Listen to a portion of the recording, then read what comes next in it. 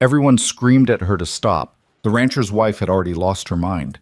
But through the smoke and flames, she could hear a child crying, and her husband Elias was still inside. This wasn't how mail-order brides were supposed to end up. She was supposed to cook, clean, maybe survive a Montana winter if she was lucky. Instead, here she was, about to die for people who'd spent months laughing at her. But we're getting ahead of ourselves. If you want to know how a German immigrant with a violin became the most feared woman in Yellowstone County, stick around until the end. Hit that like button and drop a comment with your city so I can see how far this story travels. Let me take you back to where it started, to the day Elias Mercer made the worst decision of his life. The train was 40 minutes late, which gave Elias Mercer plenty of time to regret everything.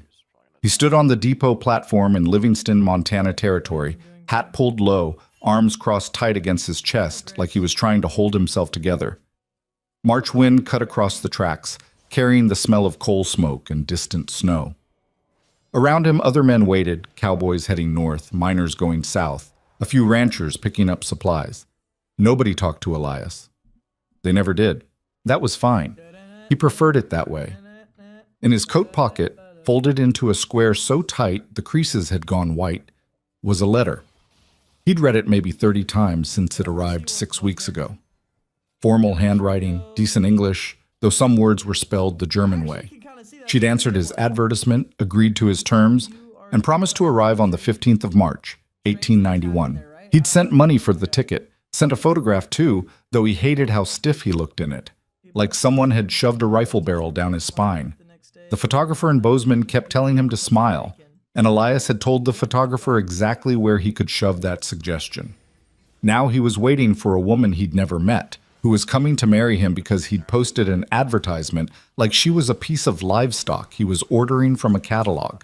The whole thing made his stomach turn, but the alternative was worse. Another winter alone in that cabin. Another year of silence so thick it pressed against his skull. Another season watching his land grow while everything human inside him shriveled up and died. So here he was. The train whistle screamed somewhere east, and Elias felt his jaw tighten. When the locomotive finally screeched into the station, belching black smoke and steam, Elias didn't move. He watched passengers climb down, families, businessmen, a couple of women in traveling clothes who were met immediately by waiting husbands. His eyes scanned each one, trying to match them to the description in the letter. 26 years old, brown hair, medium height, will carry a violin case. The platform was clearing out. Elias felt something cold settle in his chest. Maybe she hadn't come. Maybe she'd taken his money and laughed all the way back to, "Are you Elias Mercer?" The voice came from behind him, sharp and clear with an accent that turned his name into E-Lee-Us. He turned. The woman standing 3 feet away was not what he expected. She was tall, taller than most women he'd seen, nearly eye level with him. Dark brown hair pinned up tight under a plain hat, but pieces had come loose during the journey and curled against her neck. Her traveling dress was simple, dark blue wool, dusty from the train. She held a violin case in her left hand and a worn leather bag in her right, but it was her eyes that stopped him cold. They weren't soft, weren't shy, weren't anything like the demure, grateful expression he'd imagined a mail-order bride might wear. They were furious. I said, "Are you Elias Mercer?" She said it slower this time, like maybe he was stupid. "I am." His voice came out rougher than he intended. "Good." She dropped her bag at his feet. "Then you can explain why your photograph made you look like an undertaker, and why your letter promised a established homestead when half the town I just passed through looks like it was built last Tuesday." Elias stared at her. Somewhere behind them, the train was pulling away, and the last few passengers were heading toward the street. The depot agent was watching them with unconcealed interest. "My homestead's 20 miles north of here," Elias said finally. "Town's got nothing to do with me." 20 miles. Clara Reinhardt looked around the depot like she was measuring exactly how far she was from anything resembling civilization. "Of course it is. That was in the letter." The letter said remote. It didn't say I'd need a military expedition to reach it. "You want remote or you want neighbors? Can't have both." Clara's eyes narrowed. For a long moment, she just looked at him, really looked, like she was cataloging every scar, every wrinkle, every piece of evidence that Elias Mercer was exactly as hard as his reputation suggested. Then she said, "You're older than your photograph. Photograph's 4 years old. You look meaner in person." "I am meaner in person." Something flickered across her face. Not fear exactly, but a kind of grim acknowledgement. She picked up her bag. "Well, are we going to stand here insulting each other, or are you going to take me to this established homestead before it gets dark?" Elias grabbed her other bag, the violin she kept hold of herself, and started toward the wagon without another word. Behind them, the depot agent was grinning like he'd just watched the best show in town. Kolk. The wagon ride north was the longest 20 miles of Elias's life. Clara sat beside him on the bench seat, spine straight, eyes fixed on the road ahead. She didn't make small talk, didn't ask questions about the landscape or the weather or what her new life would be like. Just sat there, silent and furious, while the wagon rattled over frozen mud and patches of old snow. Elias tried to figure out what exactly he'd done wrong. He'd been honest in his letters. Told her the work was hard, the winters brutal, the isolation complete. Told her he needed someone who could manage a household, help with the ranch during calving season, and survive without luxuries. She'd written back saying she understood, saying she wanted a fresh start in America, away from whatever life she'd left behind in Germany. Now she looked like she wanted to throw him off his own wagon. They passed through a stretch of open valley, snow-covered peaks rising in the distance. The Yellowstone River ran somewhere to the east, hidden behind cottonwood groves that were just starting to bud. Normally, Elias loved this view, the big sky, the endless space, the silence that felt clean instead of empty. Today it just felt accusing. "How long have you been alone out here?" Clara asked suddenly. Elias glanced at her. 6 years. "And before that? Worked cattle drives, saved money, bought land. No family?" "Dead." She absorbed that. "Mine too." It was the first piece of real information she'd offered, and Elias didn't know what to do with it. He kept his eyes on the road. "Why a mail-order bride?" Clara asked. Her tone wasn't mocking exactly, but it wasn't gentle either. "You're not hideous. You could probably find a woman the normal way. Don't get to town much." "That's not an answer." Elias's hands tightened on the reins. "Tried the normal way, didn't work." "What happened?" She took one look at the homestead and got back on the train. Clara was quiet for a moment. Then she said, "Smart woman." Elias almost smiled. Almost. "Maybe." "So you decided the second time you'd make sure she couldn't leave before seeing it." "Something like that." "And you thought that would work?" "Don't know yet," Elias said. "You planning to get back on that train?" Clara turned to look at him fully for the first time since they'd left town. Her expression was impossible to read. "Ask me again in a week." Right. The homestead appeared just before sunset, sprawled across a shallow valley where Flathead Creek cut through open grazing land. Elias had built the main cabin himself. Solid pine logs, stone chimney, real glass windows that had cost him 2 months' wages. The barn was newer, big enough for 20 head of cattle and 4 horses. Fencing stretched east toward the tree line, enclosing maybe 80 acres of decent pasture. It wasn't much, but it was his. Clara climbed down from the wagon before he could offer help. She stood in the yard, violin case still clutched in one hand, and surveyed her new home with the expression of a general inspecting a lost battlefield. "Where's the well?" she asked. 50 feet north of the cabin." "Outhouse?" "Past the barn." "Nearest neighbor?" "Widow Harmon, 3 miles south." Clara nodded slowly. Then she walked straight to the cabin door, pushed it open, and disappeared inside. Elias stood in the yard, holding her bags, wondering what the hell he was supposed to do now. Inside, he could hear her moving around. Boots on the wooden floor, the scrape of a chair, the clatter of something metal. He unhitched the horses, led them to the barn, and took his time brushing them down. When he finally went inside, Clara had lit the oil lamp on the table and was standing in the middle of the single room, hands on her hips. The cabin was exactly what it looked like. One big space with a cooking area on one side, a bed on the other, a table and 2 chairs in the middle. Shelves along the walls held supplies, canned goods, tools, rope, ammunition. Elias's rifle hung above the door, his winter coat on a hook, boots by the fireplace. It looked like exactly what it was, a place where one man had lived alone for 6 years and stopped noticing when things got grim. You sleep there?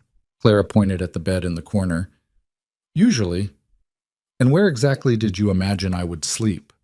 Elias felt his face heat. I can take the floor. For how long? Long as you want. Clara laughed, short and bitter. We're supposed to be married, or did you forget that part? We'll marry when you're ready, Elias said. Not before. She turned to look at him, surprise cracking through her anger for just a second. You'd wait? Said I would in the letters. Men say a lot of things in letters. I keep my word. For a long moment, Clara just stared at him. Then she set her violin case carefully on the table and started unpacking her bag. I'll take the bed. You take the floor. We'll figure out the rest later. Elias nodded. It was more than he'd hoped for. That night, he lay on the floor near the fireplace, wrapped in extra blankets, listening to Clara breathe on the other side of the room.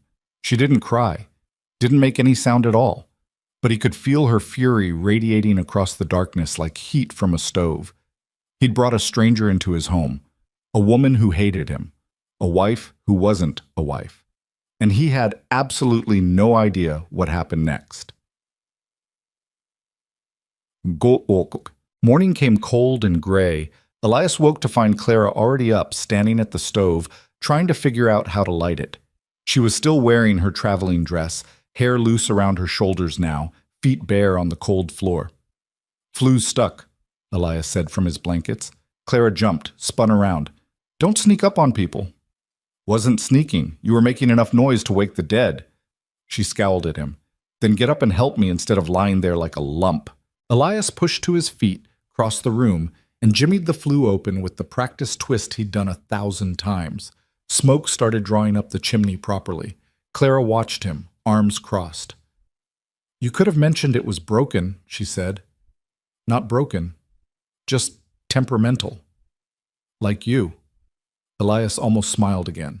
He was doing that more in 16 hours with Clara than he had in 6 years alone. Coffee's in the tin on the second shelf. I know where the coffee is. I unpacked half this cabin last night while you snored. I don't snore. You absolutely snore. They stared at each other across the cabin. Then Clara turned back to the stove and started measuring coffee into the pot with sharp, angry movements. Elias pulled on his boots and coat. I've got to check the herd. You need anything before I go? A different husband would be nice. Fresh out of those. Then I'll make do with coffee. He left her there, furious and barefoot, and headed out into the gray morning. The cattle were scattered across the north pasture, shaggy and irritable after the long winter. Elias counted heads, checked for injuries, made mental notes about which cows would calve soon. Normal work, familiar work. But his mind kept drifting back to the cabin, to the woman inside it who looked at him like he was a problem she was trying to solve, who argued with him like she had every right to, who hadn't cried once, even though she was 1,000 miles from anything she knew, married to a man she clearly despised. When he got back to the cabin 2 hours later, Clara had transformed the place. The floor was swept, dishes washed and stacked, supplies reorganized on the shelves in a way that actually made sense. She'd even found his spare blankets and aired them out over the porch railing.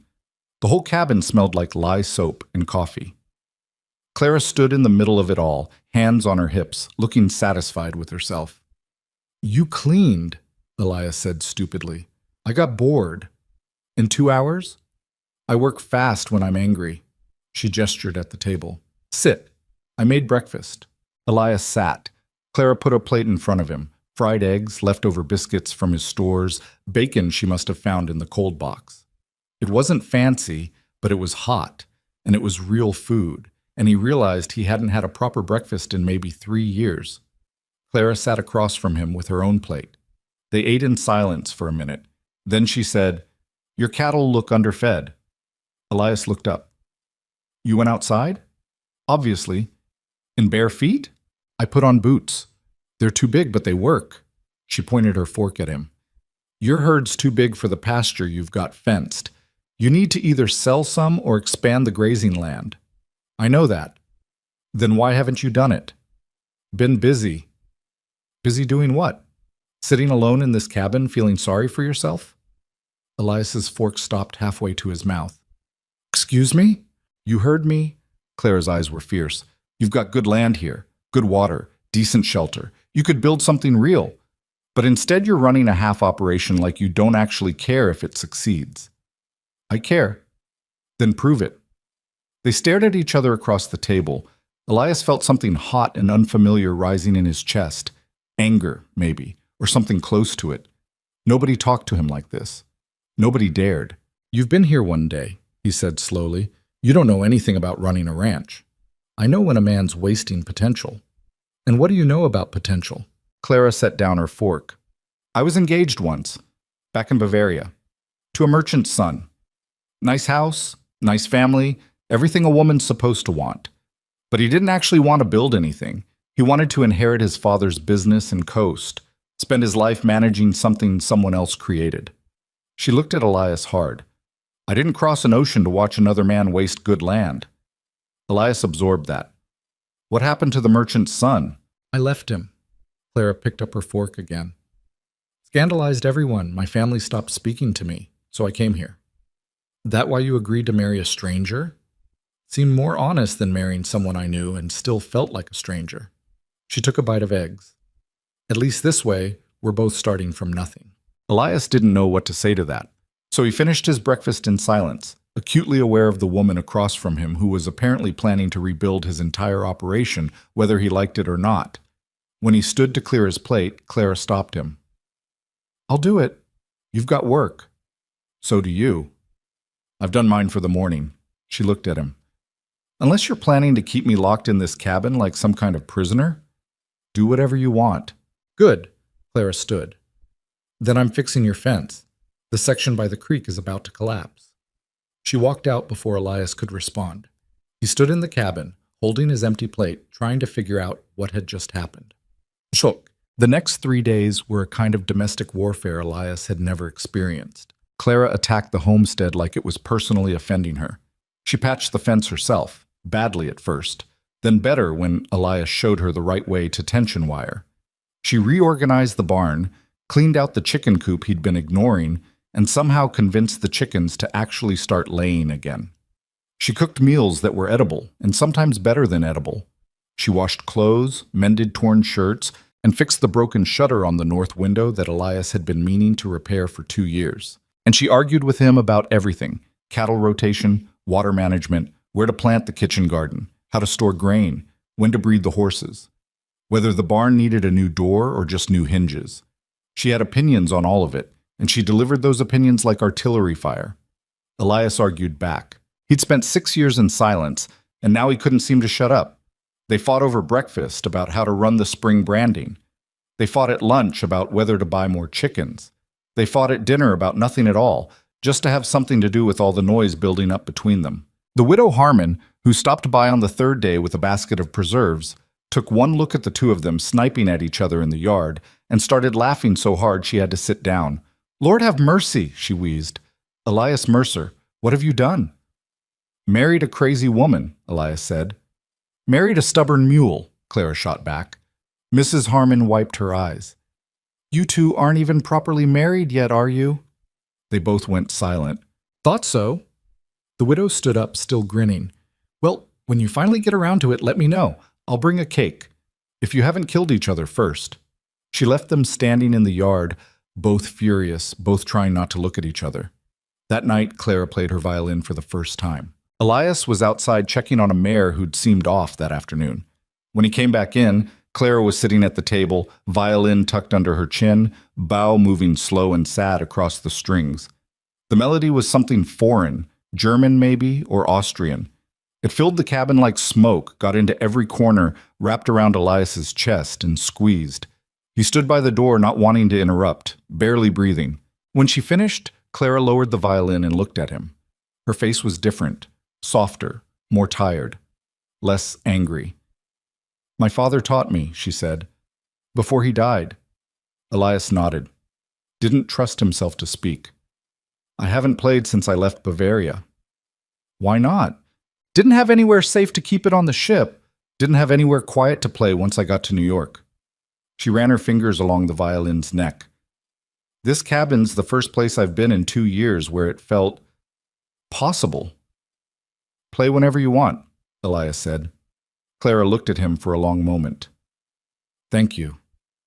That night, for the first time, the silence between them didn't feel like warfare. It felt like something else, something Elias didn't have words for. On the 5th day, a spring storm rolled in.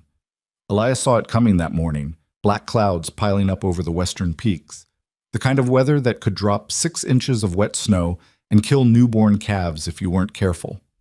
He spent the day moving the herd to lower ground, reinforcing the barn, bringing in extra firewood. Clara worked beside him without being asked. She didn't know how to herd cattle, but she learned fast. Didn't complain when the wind picked up and the temperature dropped, just pulled her coat tighter and kept moving. By late afternoon, the snow started. They got the last of the cattle secured and ran for the cabin. Inside, Clara shook snow from her hair and immediately went to build up the fire. Elias checked the windows, made sure the door was sealed tight. How long will it last? Clara asked. Day, maybe 2. And the cattle? They'll be fine if we got them all. Clara nodded. She was soaked through, shivering, but she went straight to the stove and started making coffee. Elias watched her move around the cabin, his cabin, which had somehow become their cabin in less than a week, and felt something shift in his chest. Clara. She turned. You did good today. She blinked, surprised. That's the first nice thing you've said to me. You haven't given me much reason. Neither have you. Fair point. Elias pulled off his wet coat.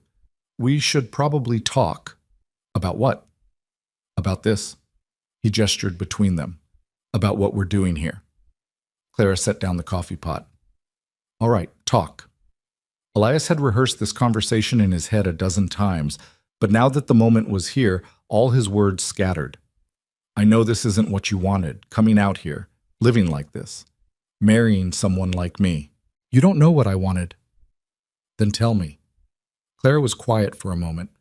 Outside, wind howled against the cabin walls. Snow hissed against the windows. Finally, she said, I wanted something real, something I could build with my own hands instead of just inheriting or marrying into. I wanted to matter.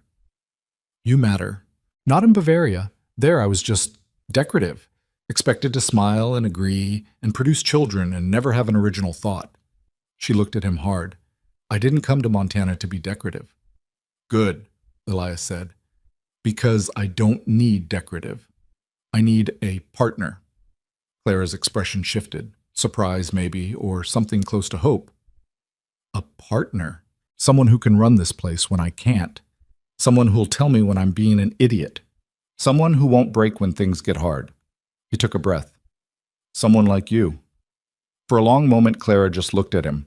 Then she crossed the cabin and stood directly in front of him, close enough that he could see the snow melting in her hair. If we're partners, she said, then we're equals. You don't give me orders, you don't make decisions without me, and you don't treat me like property. Agreed. And I want a proper bed, a real one, not that lumpy thing in the corner. I'll build you one. And a bookshelf. Done. And you have to actually talk to me, not just grunt and nod. Elias almost smiled. I'll try. Clara searched his face like she was looking for a lie. Then she held out her hand. Partners? Elias took her hand. Her grip was strong, calloused already from 5 days of ranch work. Partners. They stood there, hands clasped, while the storm raged outside and the fire crackled in the stove. And for the first time since Clara had stepped off that train, Elias thought maybe this could actually work. The storm lasted 2 days. They spent the time trapped in the cabin together, and instead of fighting, they talked. Clara told him about growing up in Bavaria, about her father who'd been a music teacher, her mother who'd died when she was 12, the years she'd spent managing her father's household and teaching violin to wealthy children who didn't care about music. She told him about the engagement that had felt like a prison sentence, about the scandal when she broke it, about the long journey across the ocean with nothing but her violin and the clothes on her back. Elias told her about Texas, about working cattle drives since he was 14, about his parents dying in a cholera outbreak, about saving for 8 years to buy this land, About the woman who'd agreed to marry him, then took one look at the homestead and left without a word. Her loss, Clara said. Maybe. Definitely. Clara looked around the cabin. This place has good bones. It just needs someone who can see it. You see it? I'm starting to. On the third morning, the storm broke. They stepped outside into a world transformed. Everything white and clean, the sky hard blue, mountains sharp against the horizon. The cattle had survived, the barn had held, the homestead was intact. Clara stood in the yard, face tilted up to the sun, and smiled. It was the first time Elias had seen her smile, and it hit him like a kick to the chest. We should get married, he said. Clara turned to look at him. Now? Soon, properly, before the whole valley starts talking. They're already talking. Then let's give them something real to talk about. Clara walked over to him, boots crunching in the fresh snow. If we do this, it's forever. I don't believe in quitting. Neither do I. And we build this place together, 50-50. 50-50, Elias agreed. Clara held out her hand again. Elias took it, and this time, when their eyes met, there was something new there. Not love exactly, not yet, but the possibility of it. The foundation. All right, Clara said. Let's do it. 2 weeks later, they stood in the small church in Livingston while Reverend Patterson performed the ceremony. Mrs. Harmon was there as witness, along with a handful of ranchers who'd come more out of curiosity than goodwill. Clara wore a simple blue dress. Elias wore his only suit, which he'd last worn to his parents' funeral. When the Reverend asked if he took Clara to be his wife, Elias said, I do, and meant it down to his bones. When Clara said the same, her voice was clear and strong. They walked out of that church as husband and wife, and if the townspeople whispered about the strange arrangement, the mail-order bride who acted like she owned the place, the silent rancher who'd somehow found his voice, neither of them cared. They had work to do. And the Yellowstone Valley was about to learn that when Elias and Clara Mercer decided to build something, they didn't do it halfway. The spring thaw came late that year, brutal and sudden. Flathead Creek swelled over its banks, turning the low pasture into a muddy swamp. 2 calves got stuck and had to be pulled out by hand. The chicken coop flooded, and Clara spent an entire afternoon rebuilding it on higher ground while Elias reinforced the barn's foundation. They worked dawn to dusk, slept hard, woke up, and did it again. And somewhere in the mud and exhaustion and endless labor, they stopped being strangers. They learned each other's rhythms. Elias learned that Clara was viciously efficient in the morning and useless after dark. Clara learned that Elias could work injured or sick without complaint, but if you wanted him to actually talk about it, you had to corner him at dinner. They learned to read each other's silences, the frustrated kind, the tired kind, the comfortable kind. They learned to fight productively. When Clara wanted to buy more chickens and Elias said they couldn't afford it, they argued for an hour, then sat down and actually looked at the numbers together. When Elias wanted to sell off half the herd and Clara said that was short-sighted, they argued, then worked out a compromise that involved expanding the grazing land instead. They learned to rely on each other. When a fence broke at midnight and the cattle started wandering, they both got up without discussion and fixed it together in the dark. When Clara got kicked by a horse and couldn't lift her left arm for 3 days, Elias took over the cooking without comment. When Elias came down with a fever that wouldn't break, Clara sat up with him for 2 nights straight, reading aloud from one of her books until he fell asleep. And slowly, so slowly Elias almost didn't notice, the cabin stopped feeling like his place that Clara was visiting. It became theirs. He built her the bookshelf he'd promised, spending evenings carving careful joints while Clara played her violin. He built a new bed, too, bigger, sturdy, with a real mattress stuffed with fresh straw. The first night they shared it, they lay on opposite sides, careful not to touch, both pretending to sleep. The second night was easier. By the 3rd week, Elias woke to find Clara curled against his side, her head on his shoulder, one hand fisted in his shirt. He didn't move, barely breathed, just lay there in the gray dawn light, feeling her warmth, listening to her breathe. When she woke and realized where she was, she froze. Sorry, she mumbled, pulling away. Don't be. Elias caught her hand. I don't mind. Clara looked at him, really looked, searching his face for something. Then she settled back against him, cautious but deliberate. They didn't talk about it. But after that, the space between them got smaller.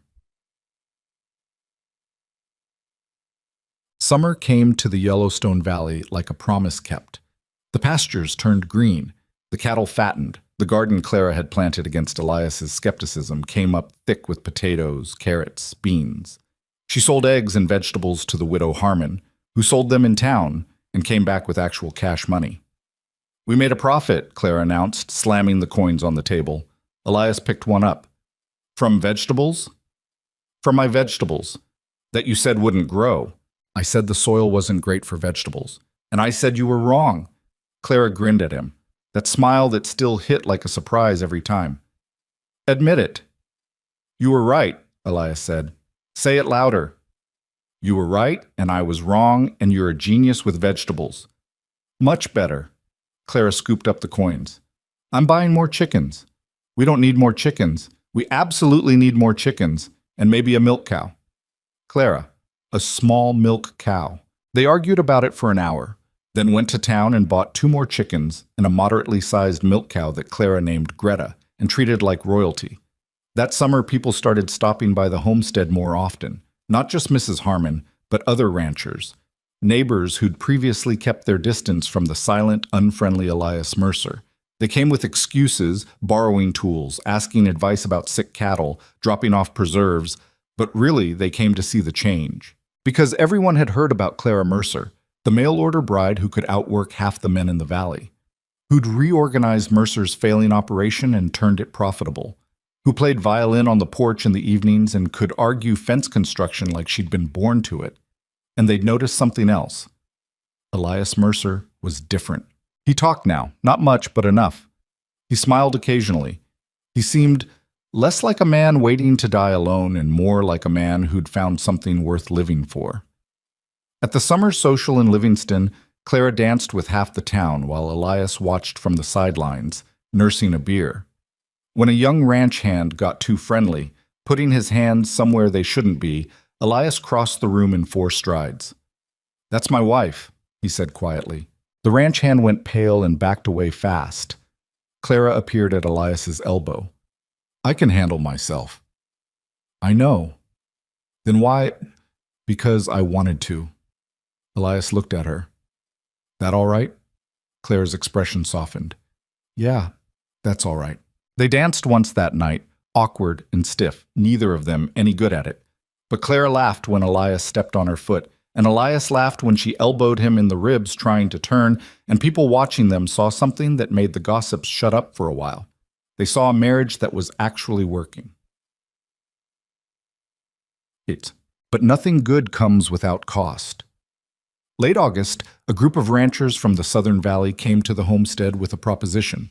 Their spokesman was a man named Dutch Keller, big, loud, the kind of man who thought the volume of his voice proved the strength of his argument. "Mercer," he boomed, dismounting in the yard like he owned the place. "We need to talk about the winter grazing situation." Elias, who'd been repairing a saddle on the porch, didn't look up. "Go ahead and talk." "There's not enough public land for all our herds. We're forming a coalition, controlled grazing rotation, managed access. Every rancher puts in, everyone benefits." "Not interested." "You haven't heard the terms yet." "Don't need to." Elias set down his tools. "I've got my own land. I'll manage it myself." Dutch's face reddened. "This is about being a good neighbor, Mercer." "Is it? Or is it about you wanting access to my creek water when yours runs dry? Now listen here." "You listen." Elias stood. "I built this place alone. I'll run it alone. You want water, dig your own well." The other ranchers shifted uncomfortably. Dutch looked like he wanted to throw a punch. Then Clara appeared in the doorway, wiping her hands on her apron. "Who's this?" she asked. "Nobody," Elias said. "We're your neighbors," Dutch said, forcing charm into his voice. "Just trying to discuss business with your husband, ma'am." Clara looked at Elias. And I said no." "Why?" Dutch's eyes lit up. "Now that's a reasonable question. See, Mrs. Mercer, this is just about cooperation, sharing resources. Your husband's being unnecessarily difficult." "My husband's protecting our land," Clara said, "which is exactly what he should do." Dutch blinked. But nothing. You want water, Mr. Keller? Buy land with water on it." You want grazing rights? Buy grazing land. What you don't get to do is show up at our home and try to guilt us into handing over resources we worked for. Ma'am, I don't think you understand the situation. I understand perfectly. Clara's voice went cold. You thought because Elias has a new wife, you could use me to manipulate him into a bad deal. You thought wrong. Now get off our property. The ranchers left. When they were gone, Elias looked at Clara. You didn't have to do that. Yes, I did. They were being assholes. She went back inside, then paused. Unless you actually wanted to join their coalition? Hell no. Good. Then we're on the same page. That night, lying in bed, Clara said, They'll hold a grudge. Probably. Won't bother you? Elias thought about it. 6 months ago, the answer would have been no. He didn't care what people thought. Didn't need their approval or friendship. But that was before Clara. Before he'd remembered what it felt like to have someone on his side. Only if it bothers you, he said. Clara rolled over to face him in the darkness. I didn't come here to be popular, Elias. No? No. I came here to build something real with someone real. She found his hand under the blankets. The rest of them can go to hell. Elias pulled her closer. Partners? Always. And when they kissed, it wasn't the first time. They'd been slowly, carefully figuring each other out for weeks. But it was the first time it felt like more than practice. It felt like choosing each other, deliberately, completely. The first real decision they'd made together that had nothing to do with cattle or money or survival. Just them. But sex. September came with brutal heat, then cold nights that hinted at the winter waiting just over the mountains. Elias and Clara worked frantically to prepare. Salting meat, storing vegetables, reinforcing structures, moving cattle to protected pastures. They worked well together now, moved like two parts of the same machine, anticipated each other's needs. The other ranchers noticed, some with respect, some with resentment. Dutch Keller's coalition went forward without them, and sure enough, by late October there were whispers of trouble, disputes over grazing boundaries, arguments about water access, the kind of tension that could turn neighbors into enemies fast. Elias kept his head down and focused on his own operation, but Clara saw the danger coming. It's going to get worse, she said one night over dinner, when winter hits and resources get tight. Not our problem. It will be when they decide to make it our problem. Elias looked at her. What are you suggesting? I'm suggesting we be careful. Watch our boundaries. Make sure they don't try to push cattle onto our land when things get desperate. You think they'd do that? I think desperate people do desperate things. Clara pushed food around her plate. We should talk to the widow Harmon. Make sure she's prepared too. She's got that small herd, and if Keller's coalition decides to absorb it, we're not getting involved in valley politics. We're already involved, Elias. We live here. She was right. Elias hated that she was right, but she was. So they visited Mrs. Harmon, who confirmed that yes, Dutch Keller had been sniffing around her property, suggesting she'd be safer joining the coalition, implying that bad things happened to people who tried to go it alone. What did you tell him? Clara asked. Mrs. Harmon smiled grimly. I told him my late husband had more backbone than Keller's entire family tree, and if he came onto my land again, I'd introduce him to the business end of a shotgun. Clara laughed. Good. They left with a promise to check on her regularly, to help if she needed it. That night, Elias said, We're building alliances. We're helping neighbors. Same thing. Clara looked at him. You object? No. Elias was quiet for a moment. 6 months ago I would have, but you're changing me. Into what? Someone who gives a damn. Clara kissed him. Good. The first snow came in early November, light and pretty. The serious storms would come later, but this was a warning. Time to finish preparations. Elias spent his days checking fence lines, moving cattle, stocking firewood. Clara spent hers preserving the last of the garden harvest, sewing warmer clothes, making sure they had enough supplies to last until spring. They worked hard, slept harder, and in the quiet moments between, they built something neither of them had expected. Not just a marriage of convenience, not just a business partnership, something real. Elias learned that Clara sang while she cooked, always off-key, always cheerful, that she read herself to sleep every night, that she was afraid of thunderstorms but would never admit it. That when she was worried, she reorganized things, shelves, drawers, the entire barn if she was stressed enough. Clara learned that Elias was gentle with animals in a way he never was with people, that he noticed everything but rarely commented, that he built things when he needed to think, fixed things that weren't broken, carved handles for tools that already had them, that he loved her violin playing even though he never said so out loud. They learned how to be married. Not perfectly. There were still arguments, still days when they got on each other's nerves. But they'd figured out the important thing. They were on the same side. Always. When Elias woke in the middle of the night from a nightmare about the cholera outbreak that killed his parents, Clara held him without asking questions. When Clara cried over a letter from Bavaria, from her sister, who wrote that their aunt had died and Clara hadn't been there, Elias sat with her in the silence until she was ready to talk.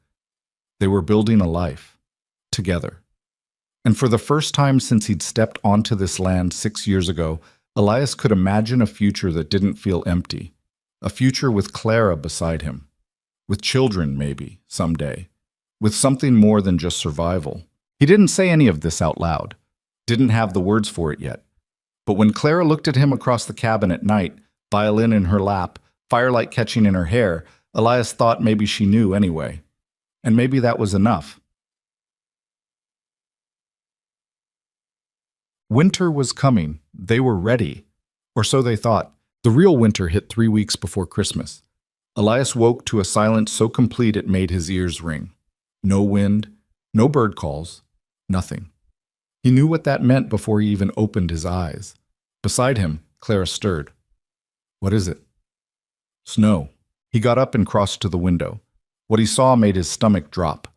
Overnight, maybe 2 feet had fallen, and it was still coming down in thick, heavy flakes that erased the world beyond 50 yards. The barn was a gray ghost in the white. The fence line had disappeared completely. Jesus, Clara whispered, coming up behind him. We need to check the cattle. Now. They dressed fast, layering every piece of warm clothing they owned. Outside, the cold hit like a physical blow. The snow was already up to Elias's knees, and every step was a fight. Clara struggled behind him, using his tracks, her face already red from the wind that had started to pick up. The barn was chaos. The horses were spooked, stamping and rolling their eyes. The cattle that had made it inside were packed tight, steam rising from their bodies. But Elias counted heads and came up short. We're missing 12, he shouted over the wind. Where?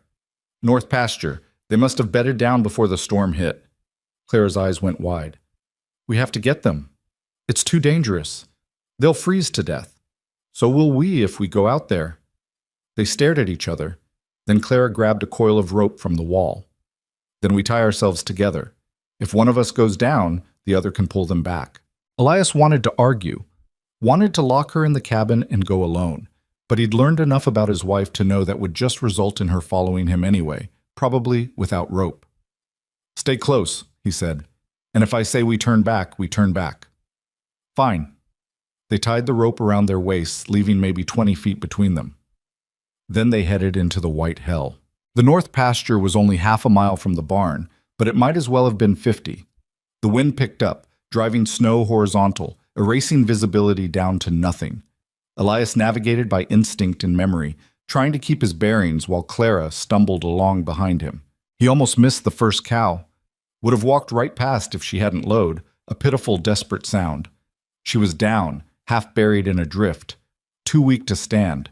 2 more were huddled nearby, shaking so hard their legs were about to give out. Help me get her up, Elias shouted. They worked together, pushing and pulling at the downed cow until she finally staggered to her feet. Clara grabbed the lead rope Elias kept coiled on his belt and tied it around the cow's neck. Then they moved to the others, got them roped together, and started the brutal slog back toward the barn.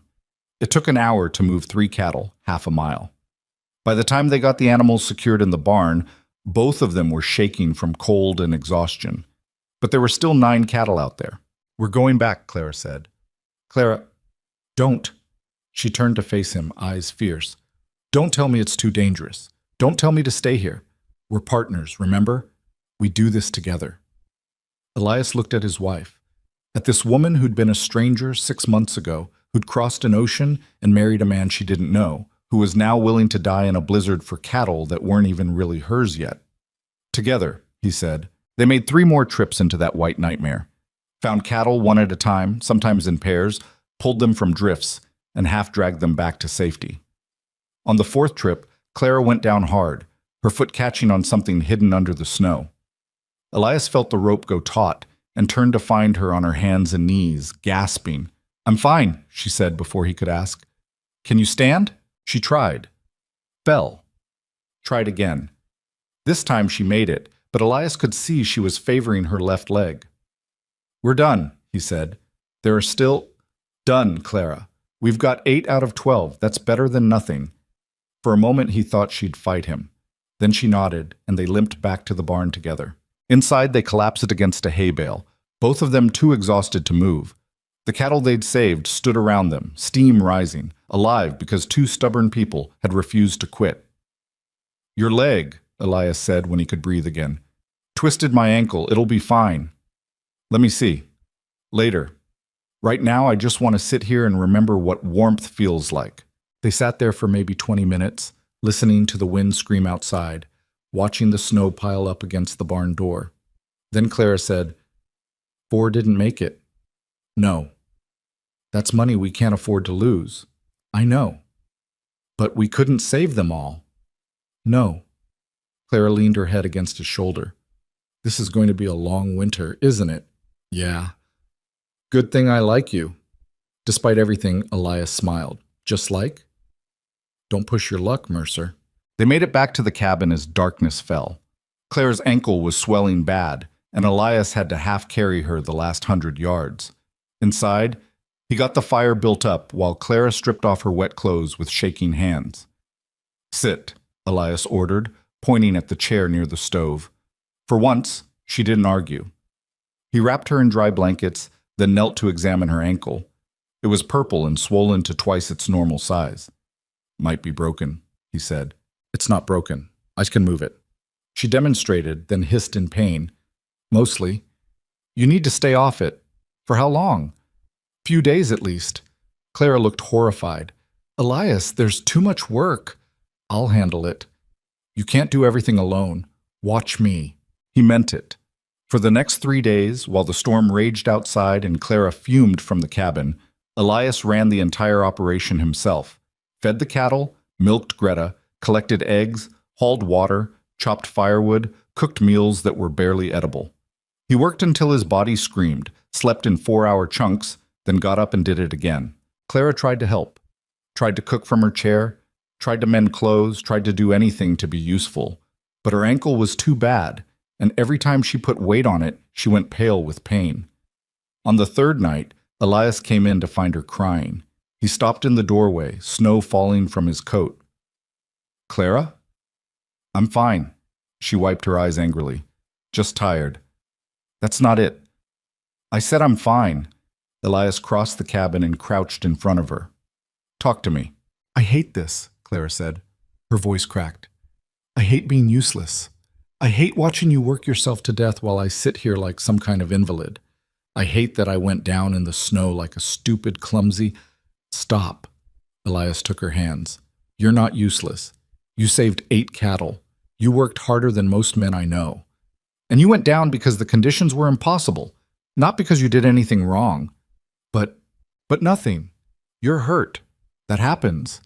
It doesn't make you weak." Clara looked at him with red eyes. "I'm supposed to be your partner."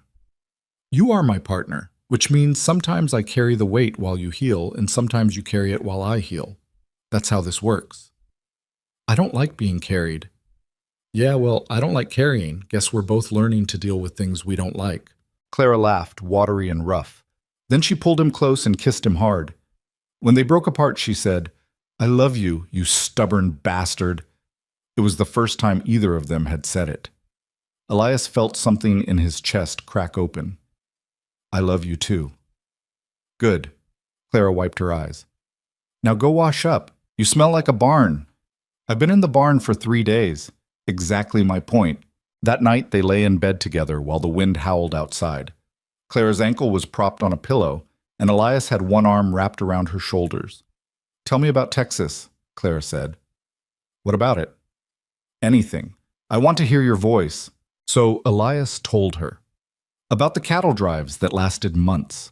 About sleeping under stars so thick you could read by them. About the men he'd worked with, hard men, most of them, but honest. About the time a stampede nearly killed him, and he'd walked away with nothing but bruises and a healthy respect for lightning. Clara listened, quiet and warm against his side. When he finished, she said, "You miss it." "Sometimes." "Why'd you stop?" "Got tired of moving. Wanted something permanent." He looked down at her. "Wanted this." "A cabin in the middle of nowhere with a wife who can't walk?" "A home. With you." Clara tilted her face up and kissed him. "You're getting dangerously sentimental, Mercer." "Blame the woman I married." "I will." By the end of the week, Clara's ankle had healed enough that she could hobble around the cabin. The storm had finally broken, leaving behind a landscape transformed into white silence. Drifts 10 feet high blocked the road south. The creek was frozen solid. The world felt small and closed in. But they were alive. The cattle were alive. And somehow, they'd made it through the first real test of winter. Then the widow Harmon showed up. Elias saw her coming from a mile away, a dark figure struggling through the snow on snowshoes, moving slow. He met her halfway, already knowing something was wrong. "Dutch Keller," she gasped when she reached him. "He's trying to force me out." Back in the cabin, Mrs. Harmon explained while Clara made coffee. 3 days ago, during the worst of the storm, several of Keller's cattle had broken through her fence and eaten most of her winter hay stores. When she'd confronted him, he'd claimed it was an accident. Then he'd offered to buy her land, for about a quarter of what it was worth. "And when I said no," Mrs. Harmon continued, "he said it was a shame. Said accidents happen all the time in winter. Fires, mostly. Terrible thing, a fire in weather like this." Clara's hand stopped moving. "He threatened you?" Not directly, but the meaning was clear.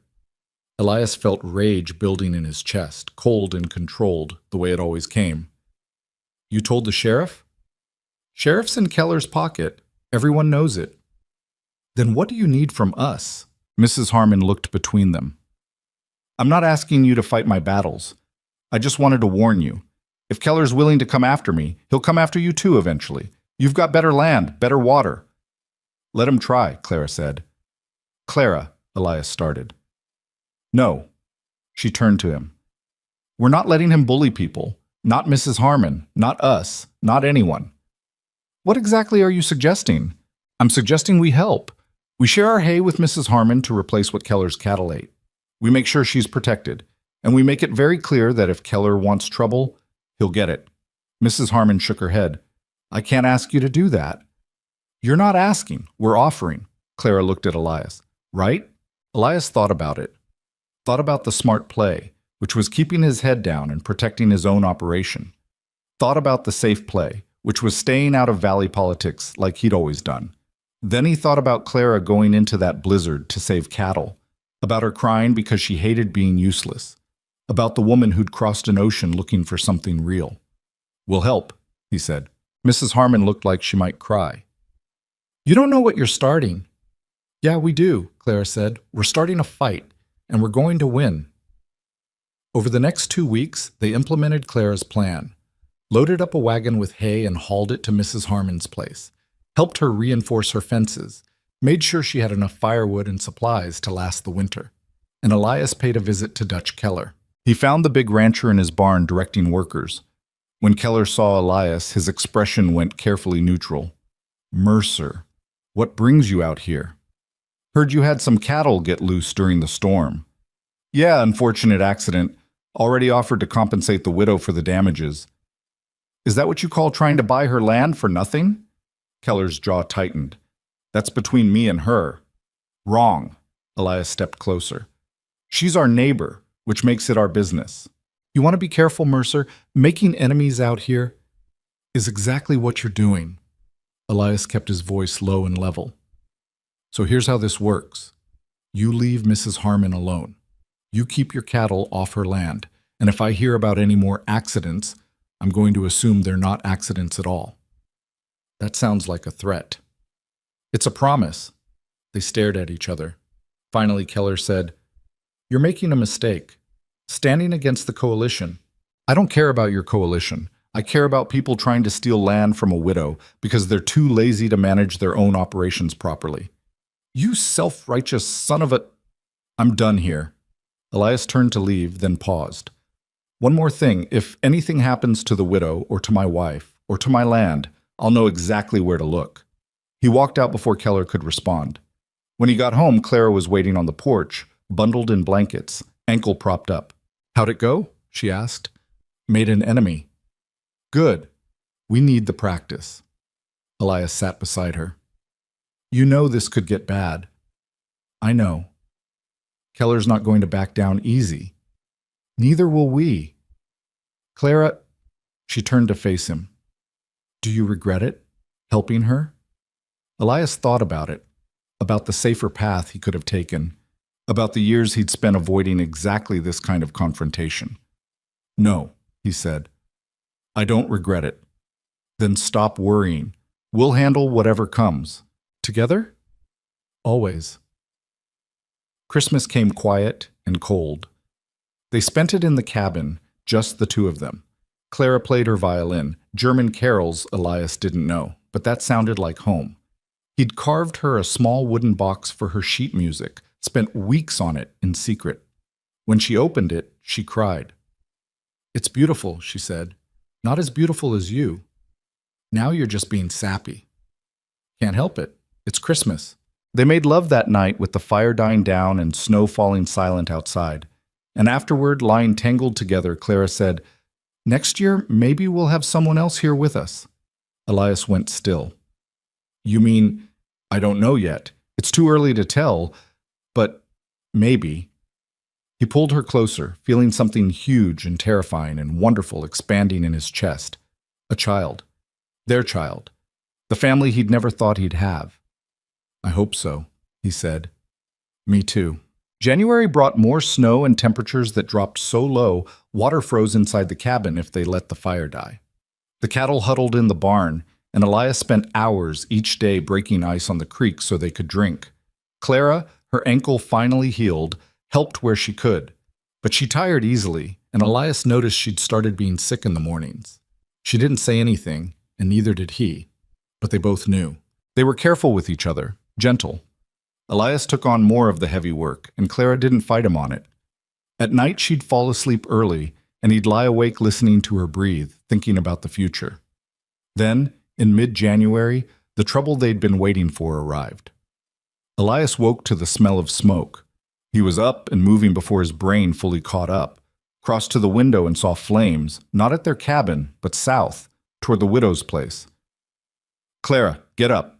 She was already awake, pulling on clothes. How bad? Bad.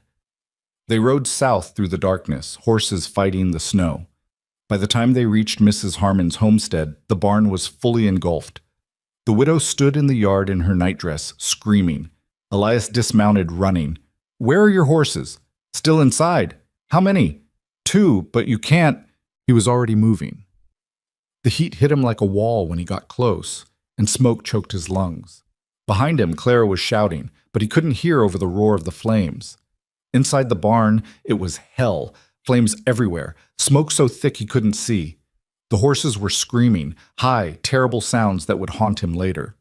He found the first one by sound, got the stall open, drove it toward what he hoped was the exit. The second horse was harder, panicked, kicking, eyes rolling white. Elias got kicked twice trying to get the stall door open, finally got it loose and the horse bolted, nearly trampling him. He turned to get out and realized he couldn't see the door anymore. The smoke was too thick, the flames too bright. His lungs were burning, and his eyes streamed tears. Then a hand grabbed his arm. Clara, face wrapped in a wet cloth, pulled him through the inferno. They stumbled out together just as part of the roof collapsed behind them. They fell into the snow, coughing and gasping. Mrs. Harmon was crying, checking on her horses, both of which had survived. Elias's hands were burned, and Clara's hair was singed, but they were alive. It was Keller, Mrs. Harmon said. It had to be. Can you prove it? Clara asked. No, but who else? They stayed until dawn, making sure the fire was fully out and wouldn't spread to the cabin. Then they loaded Mrs. Harmon onto their wagon and took her home with them. I can't impose, she started.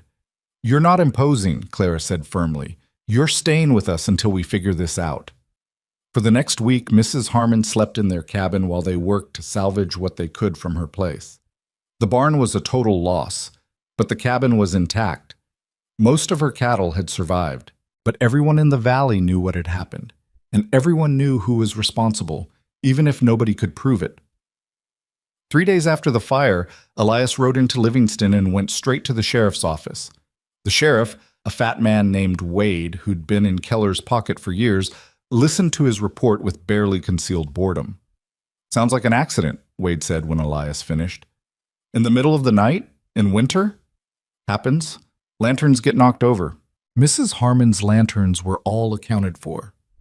Then maybe lightning. There was no storm. Wade leaned back in his chair. "Look, Mercer, I understand you're upset, but unless you got proof, there's nothing I can do." "How much is Keller paying you?" Wade's expression hardened. "Careful."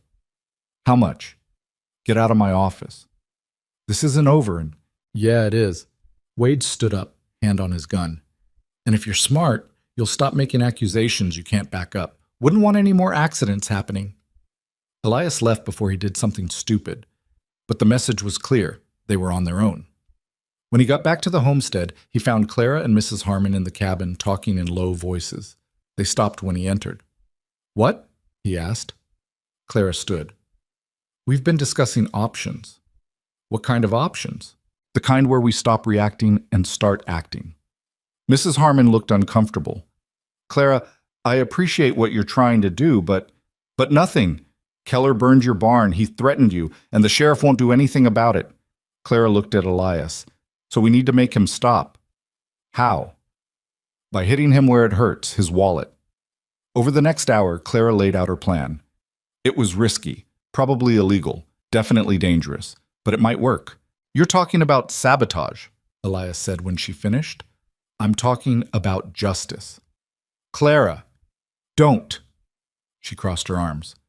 "Don't tell me it's too dangerous. Don't tell me to let it go.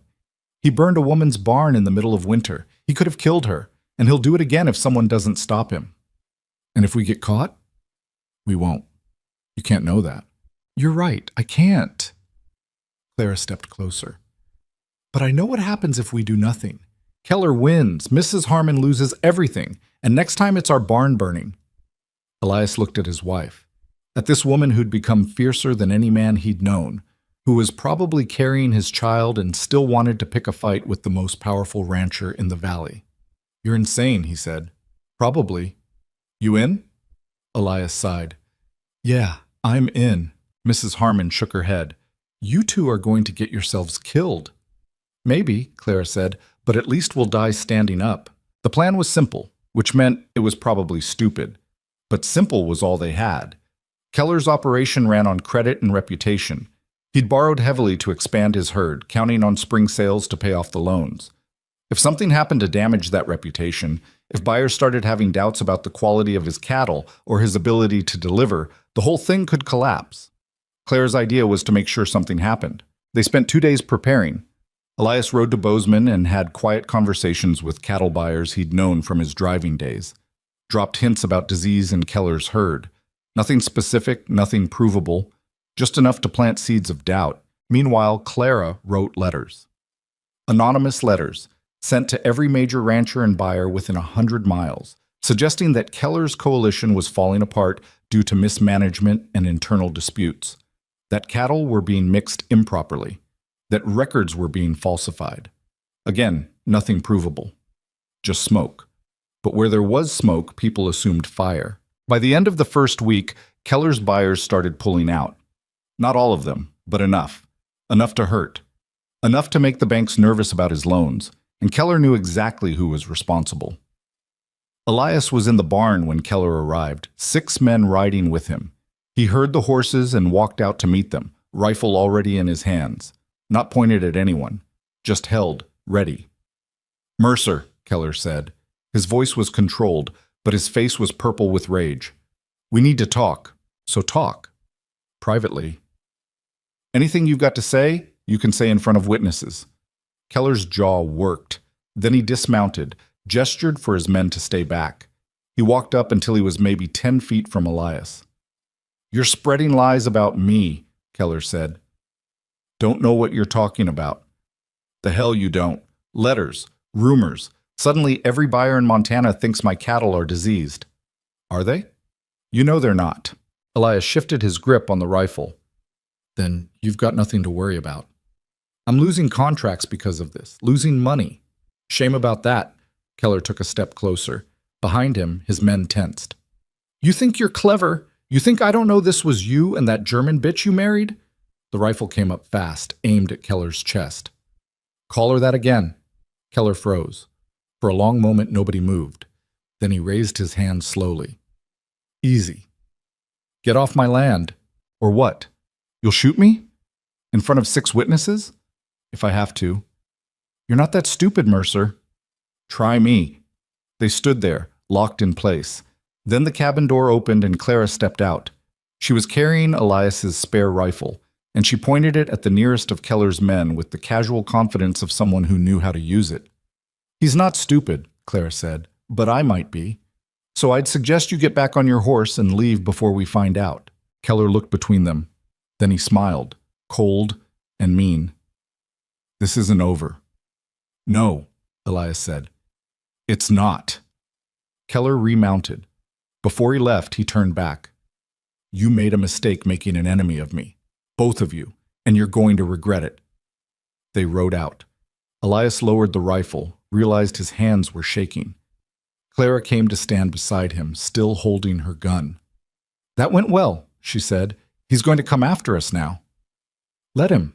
"Clara, I'm serious. He's not going to just let this go." "I know." She lowered her rifle. "But what else were we supposed to do? Let him burn down half the valley?" Elias didn't have an answer for that. That night, they took turns keeping watch. Elias took first shift, sitting in the dark cabin with his rifle across his knees, staring out the window at the snow-covered yard. Every shadow looked like a threat. Every sound made him jump. When Clara relieved him at midnight, she found him still wound tight as a spring. "Sleep," she said. "I've got this.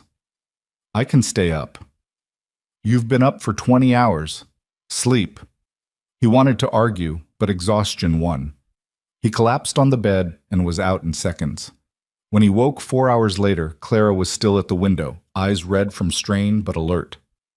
"Anything?" he asked. "Quiet." Too quiet, Elias thought, but he didn't say it. The next 2 weeks were tense. Every morning, Elias expected to find the barn burned or the cattle dead or some other disaster, but nothing happened. Keller stayed away. The valley stayed quiet. It made Elias more nervous than an attack would have. "He's planning something," he told Clara one night. "Obviously. Something big. Then we'll deal with it when it comes." But the waiting was eating at him. He couldn't sleep properly. Couldn't relax. Every noise made him reach for his rifle. Every stranger in town made him suspicious. Clara noticed. Of course she noticed.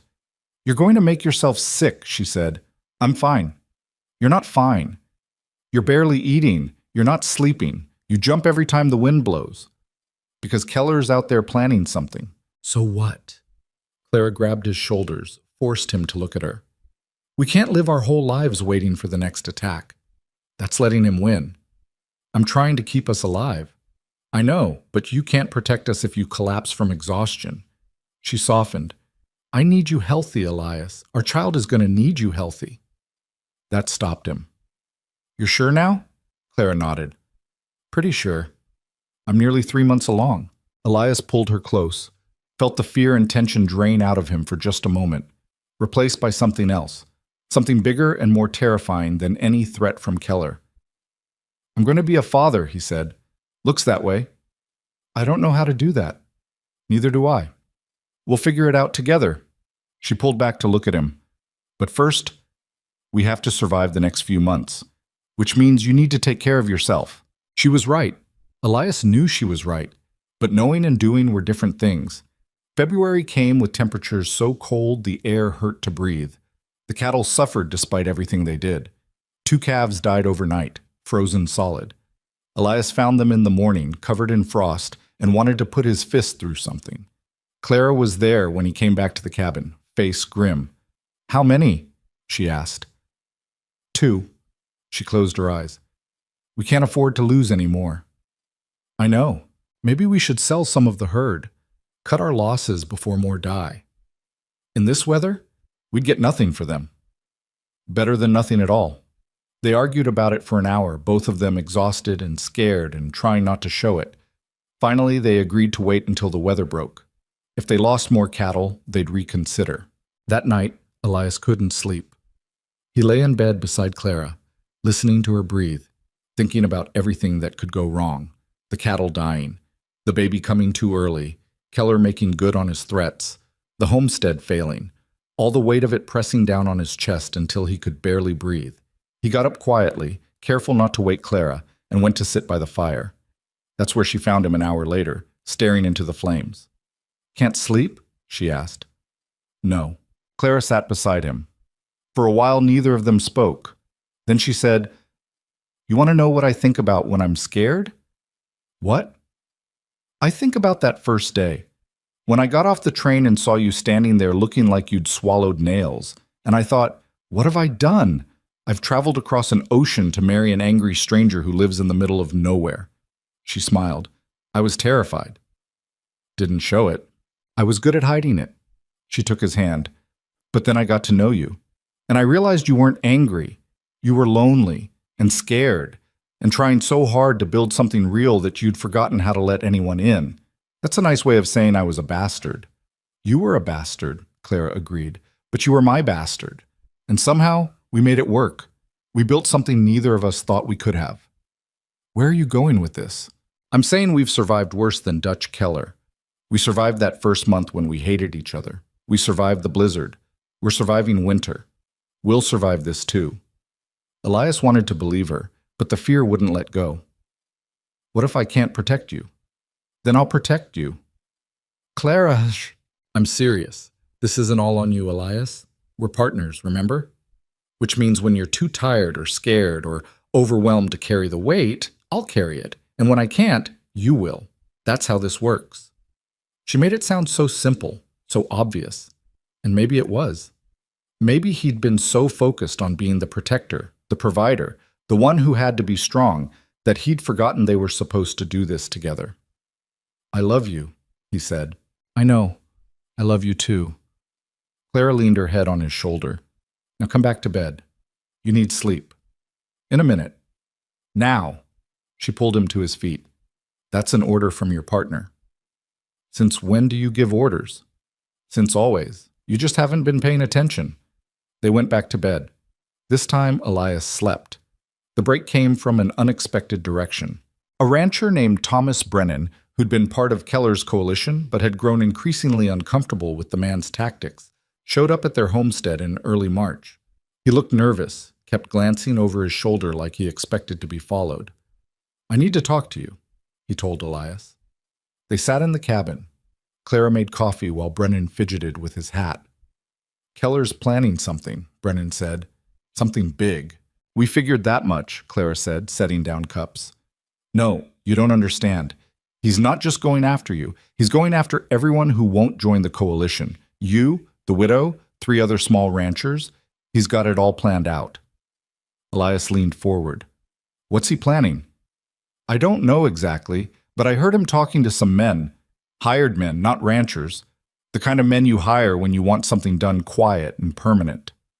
You mean killers, Clara said. Brennan nodded miserably. I didn't sign up for this. I just wanted better grazing coordination. I didn't want people getting hurt. Why are you telling us this? Because what he's doing is wrong, and because my wife would kill me if I let him hurt the widow Harmon. Brennan looked at them. She's my wife's aunt. I can't just stand by. Elias studied the man. Brennan looked sincere, but Elias had learned the hard way that sincerity didn't mean much when violence was on the table. Still, if he was telling the truth, they needed to know. When? Elias asked. I don't know. Soon, I think. Before the thaw makes it easier for people to travel, while everyone's still isolated. Who else knows about this? Just me, far as I know. The other coalition members, they're just greedy. They don't know Keller's hiring guns. Clara and Elias exchanged looks. Then Clara said, What do you want from us? I don't want anything. I just wanted to warn you. Brennan stood. Be careful and watch your backs. After he left, Elias and Clara sat in silence for a long moment. We need help, Clara said finally. From who? The sheriff's bot. The coalition won't stand against Keller. Most of the valley's too scared to get involved. Then we get help from outside the valley. Clara! I'm serious. We send word to the territorial marshal.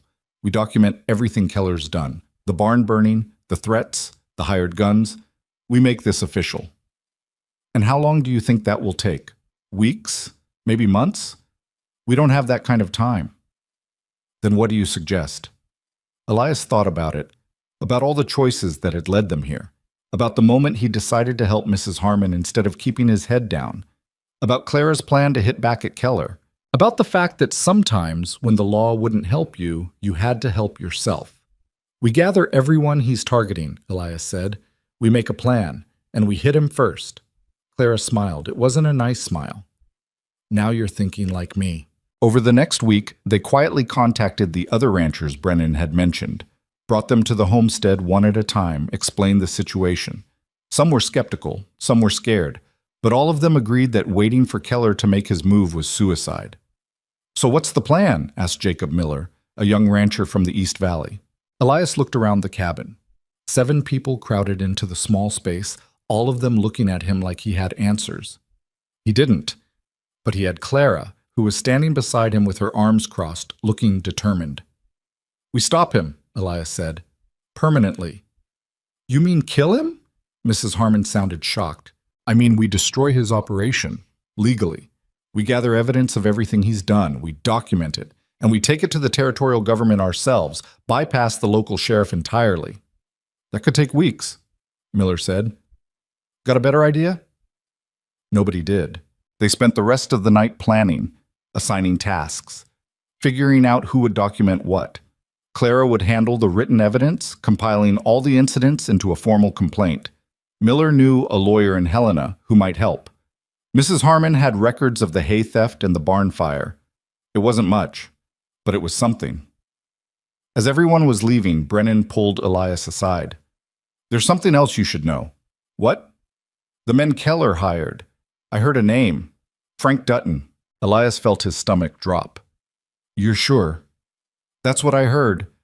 You know him. Yeah, I know him. After everyone left, Clara found Elias sitting at the table, head in his hands. What's wrong? She asked. Frank Dutton. Who's that? Someone I knew in Texas. Worked cattle drives with him for 2 years. Elias looked up. He's a killer. Real one. Probably killed a dozen men, maybe more. And he's good at it. Clara went pale. Keller hired him? Apparently. Then we need to move faster. Clara, you don't understand. Dutton doesn't just kill people. He makes it look like accidents. Cliff falls, hunting mishaps, fires. Elias stood, started pacing. If he's here, if he's really working for Keller, we're in serious trouble.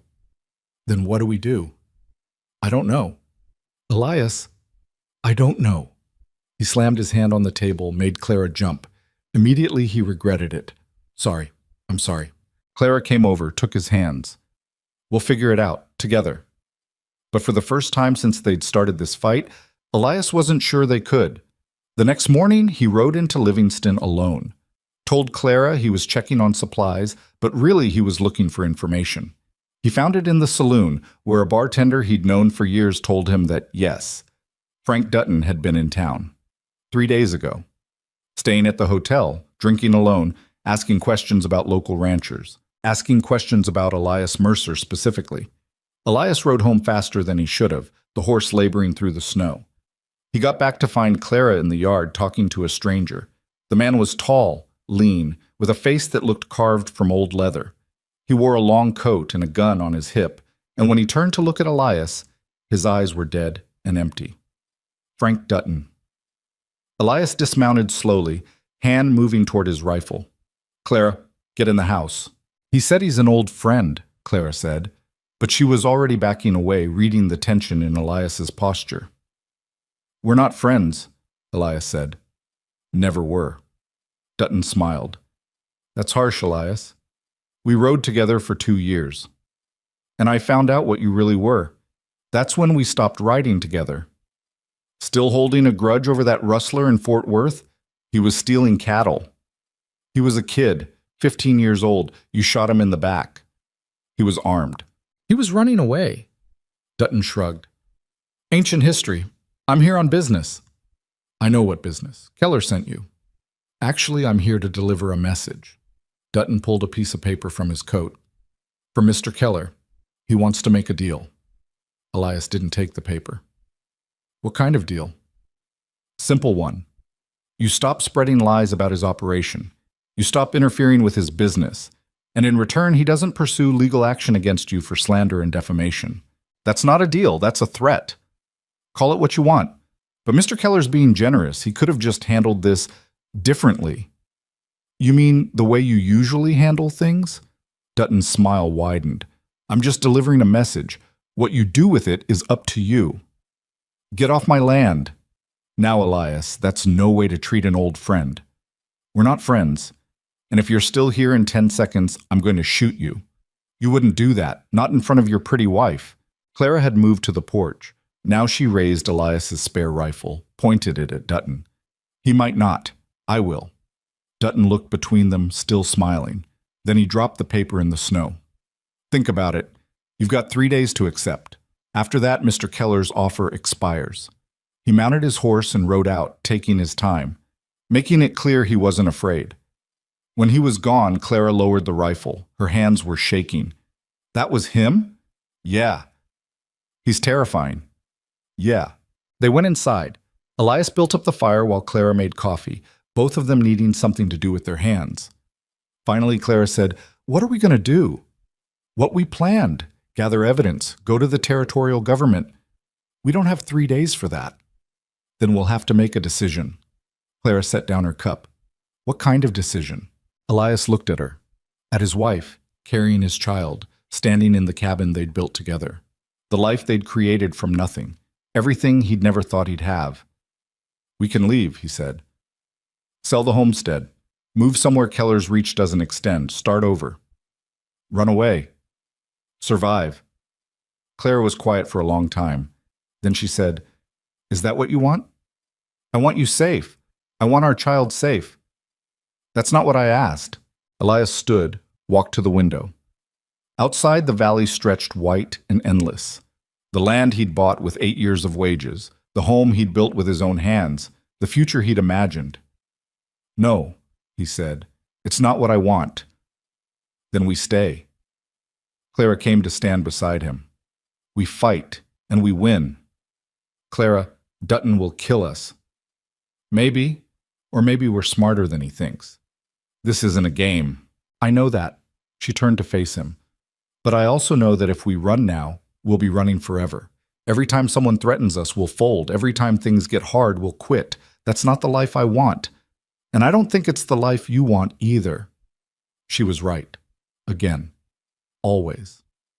All right, Elias said. We fight. Together? Together.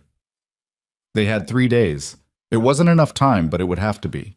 The first thing they did was send word to all the ranchers they'd gathered, warned them about Dutton, told them to be careful, watch their backs. Miller said he'd ride to Helena immediately, try to get help from the territorial marshal. The second thing was to fortify the homestead. They moved supplies into the cabin, stocked extra ammunition, made sure every window had a clear line of fire. Elias brought the cattle in closer, where he could watch them. The third thing was the hardest. They talked about what would happen if things went wrong. If something happens to me, Elias said, you take the money from the hidden box behind the stove. You take the horses, and you go to Bozeman. There's a man there, Sam Hartley, used to ride with me. He'll help you. Nothing's going to happen to you, Clara said. If it does, it won't. Clara, please, just promise me.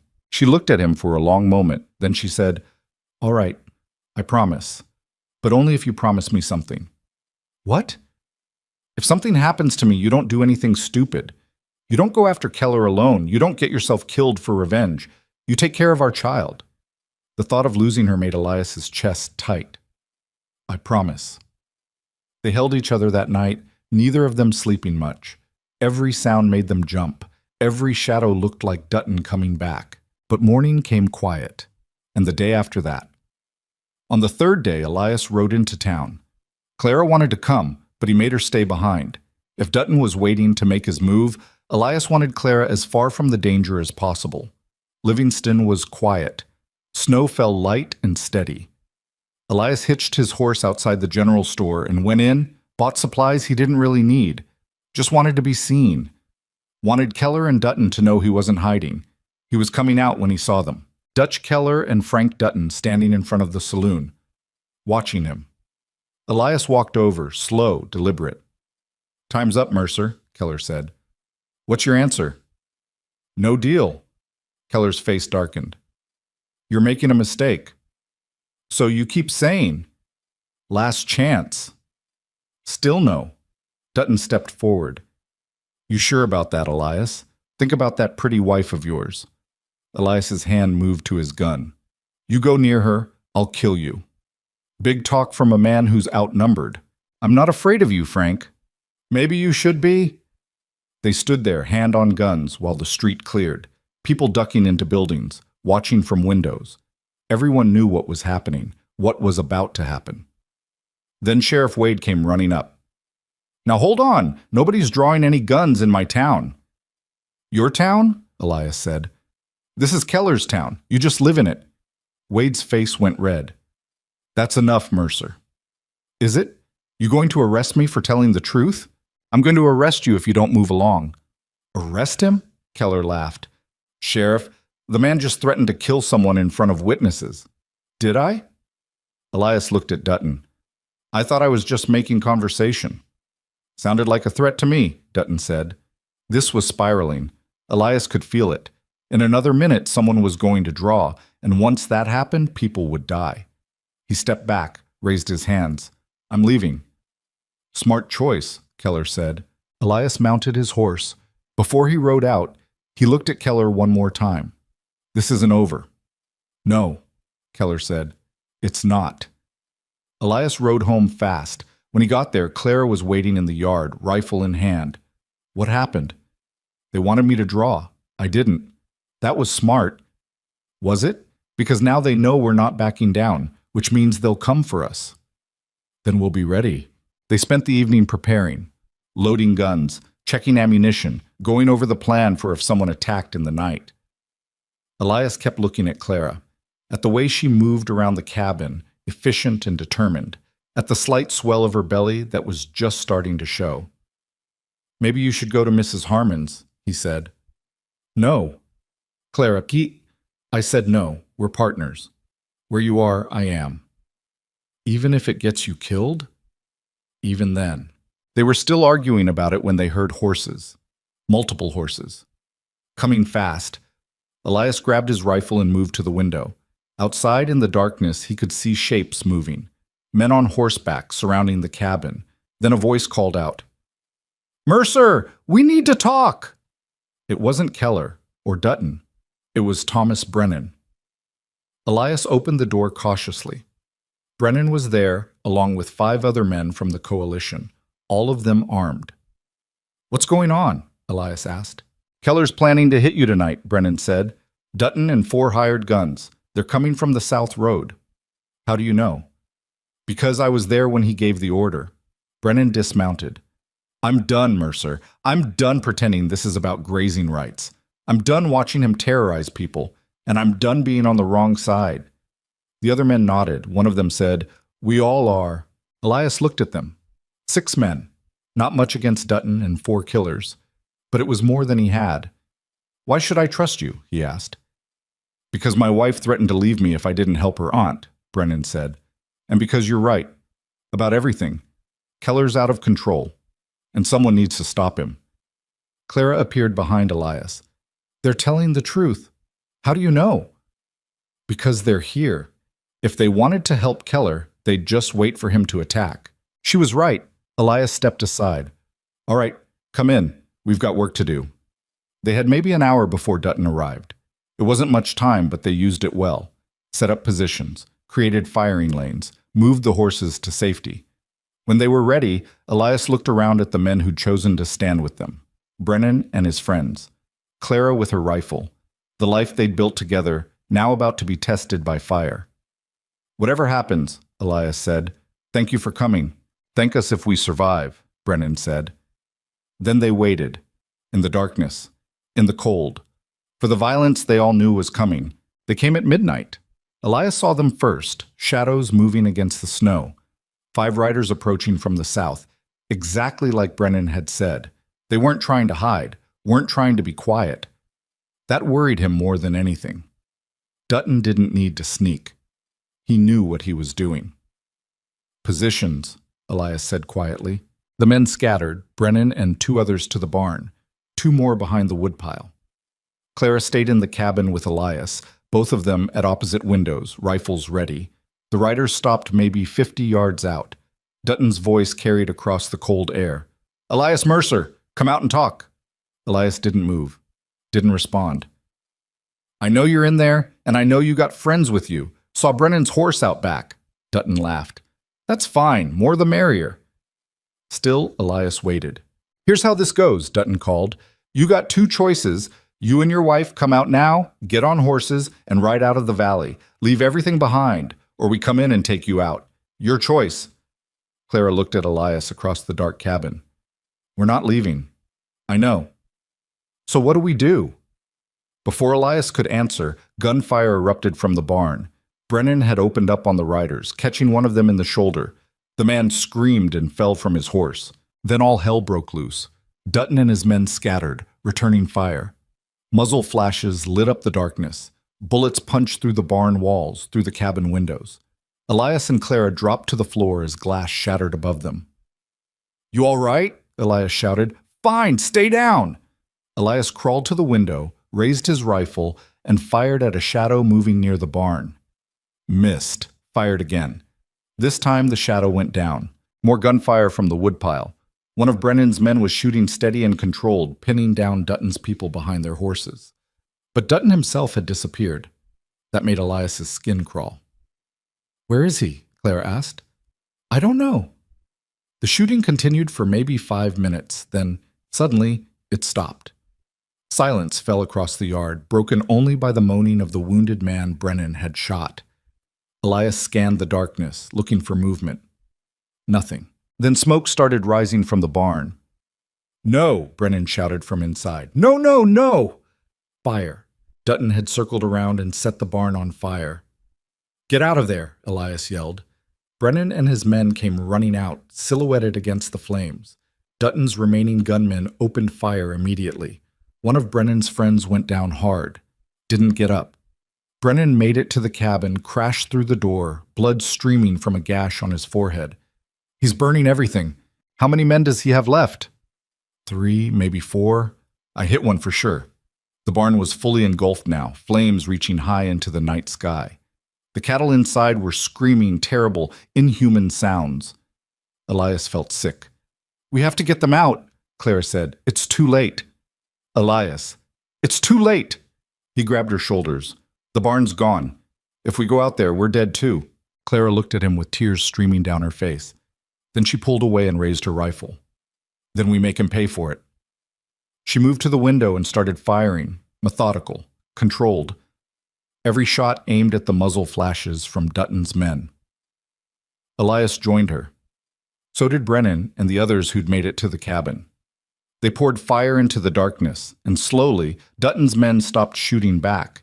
Either they were dead or they'd retreated. The barn burned for another hour.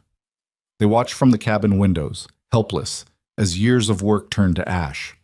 The cattle, the hay stores, the equipment, everything. When the fire finally died down, the sky was starting to lighten. Dawn was coming. Is it over? Brennan asked. No, Elias said. Dutton's still out there. How do you know? Because he wouldn't leave a job unfinished. As if to prove the point, a bullet smashed through the window, missing Clara's head by inches. She dropped to the floor. Still here, Elias, Dutton shouted from somewhere out in the darkness. And I'm not going anywhere until we finish this. Elias helped Clara up. You hit? No, but that was close. She was shaking, not from fear, but from rage. I'm going to kill him myself. Get in line. Another bullet hit the cabin wall, then another. Dutton was playing with them now, showing he could hit them whenever he wanted. "We can't stay here," Brennan said. "Eventually, he'll just burn the cabin too." "So what do you suggest?" "I go out there, draw his fire, give you a chance to flank him." "That's suicide." "You got a better idea?" Elias didn't. He looked at Clara, who was reloading her rifle with shaking hands. At Brennan, bleeding and exhausted but still ready to fight. At the other men huddled in the cabin, scared but holding their ground. "There's another way," Elias said slowly. "What?" "Dutton knows me, knows how I think, so I give him what he expects." Elias stood. "I go out the front. Make it look like I'm trying to run. He'll focus on me. While he's distracted, the rest of you hit him from the sides." Clara grabbed his arm. "That's insane. It's the only way." "Then I'm coming with you." "Clara, you're pregnant." "I don't care." Her eyes were fierce. "We're partners. You go. I go." They stared at each other. Then Elias nodded. "All right. Together." Brennan started to object, but Elias cut him off. "Get into position. Give us 2 minutes, then open fire on wherever he's shooting from. Don't stop until you're sure he's down. And if we hit you by mistake, try not to." Elias and Clara moved to the back door. Elias's heart was hammering so hard he could hear it. This was stupid, reckless, everything Clara had accused him of being when they'd first met, but it might work. "On 3, he said. 1, 2. The door exploded inward. Dutton had circled around. He came through the doorway fast, gun already firing. Elias threw himself sideways, felt a bullet tug at his coat. Clara screamed and fired her rifle, the shot going wild. Dutton turned toward her. Elias saw it happening in slow motion. Saw Dutton's gun swing around. Saw his finger tighten on the trigger. Elias shot him. The bullet caught Dutton in the chest, spun him around. But the man didn't go down. Instead, he turned back, grinning through bloody teeth. "That all you got, Elias?" He raised his gun again. Elias fired. So did Clara. So did Brennan from across the room. 3 bullets hit Dutton almost simultaneously, and finally, he fell. The silence afterward was deafening. Elias stood there, rifle still pointed at Dutton's body, waiting for him to move. But the man was dead. Really dead this time. Claire was beside him, breathing hard. "Is it over?" "Yeah, it's over." Outside they could hear shouting. Dutton's remaining men were running. Brennan's friends were chasing them, but Elias didn't care anymore. He was too tired, too numb. He looked at the cabin. Bullet holes everywhere. Windows shattered, door hanging off its hinges. Then he looked out at what was left of the barn. Just smoking timber and ash. Everything they'd built. Everything they'd worked for. Gone. Clara followed his gaze. "We'll rebuild." "With what money?" "The cattle are dead. The barn's gone." "Then we'll figure something else out." Clara, "No." She turned to face him. "We've survived worse. We'll survive this too." Elias wanted to believe her, but standing there in the ruins of everything they'd built, it was hard to see how. The next 3 days were a blur. They buried the dead, one of Brennan's men who died in the first volley, and Dutton's body, which nobody wanted to touch but had to be dealt with. The territorial marshal finally showed up, 2 days too late, and took statements from everyone. He arrested what was left of Dutton's crew and took them back to Helena for trial. Dutch Keller, predictably, claimed he knew nothing about the attack. Said Dutton must have been acting independently. The marshal didn't believe him, but without proof, there was nothing he could do. "He'll get away with it," Clara said bitterly. "Maybe not," the marshal said. "I'm opening a full investigation, and with Brennan and the others willing to testify about the coalition's activities, I might be able to build a case. Might. It's better than nothing, ma'am." After the marshal left, Elias and Clara stood in the yard, looking at the wreckage. The burned barn. The frozen cattle carcasses they'd have to deal with soon. The cabin that needed repairs they couldn't afford. "What do we do now?" Clara asked. Elias didn't have an answer. That night they lay in bed, both too exhausted to sleep. Clara's hand rested on her belly, and Elias put his hand over hers. "Baby's still moving," she said. "Good. We're going to be all right, Elias. You keep saying that. Because it's true." "How do you know?" Clara rolled over to face him. "Because we're still here. We're still together. And that's all that matters. Elias pulled her close. I'm sorry. For what? For all of this. For getting you involved in this fight. For losing everything we built. You didn't lose it. They took it. There's a difference. Clara kissed him. And they didn't take everything. They didn't take us. She was right. She was always right. The help came from unexpected places. First, Mrs. Harmon showed up with food, preserved vegetables, canned meat, bread she'd baked herself. It's not much, she said, but it's what I can spare.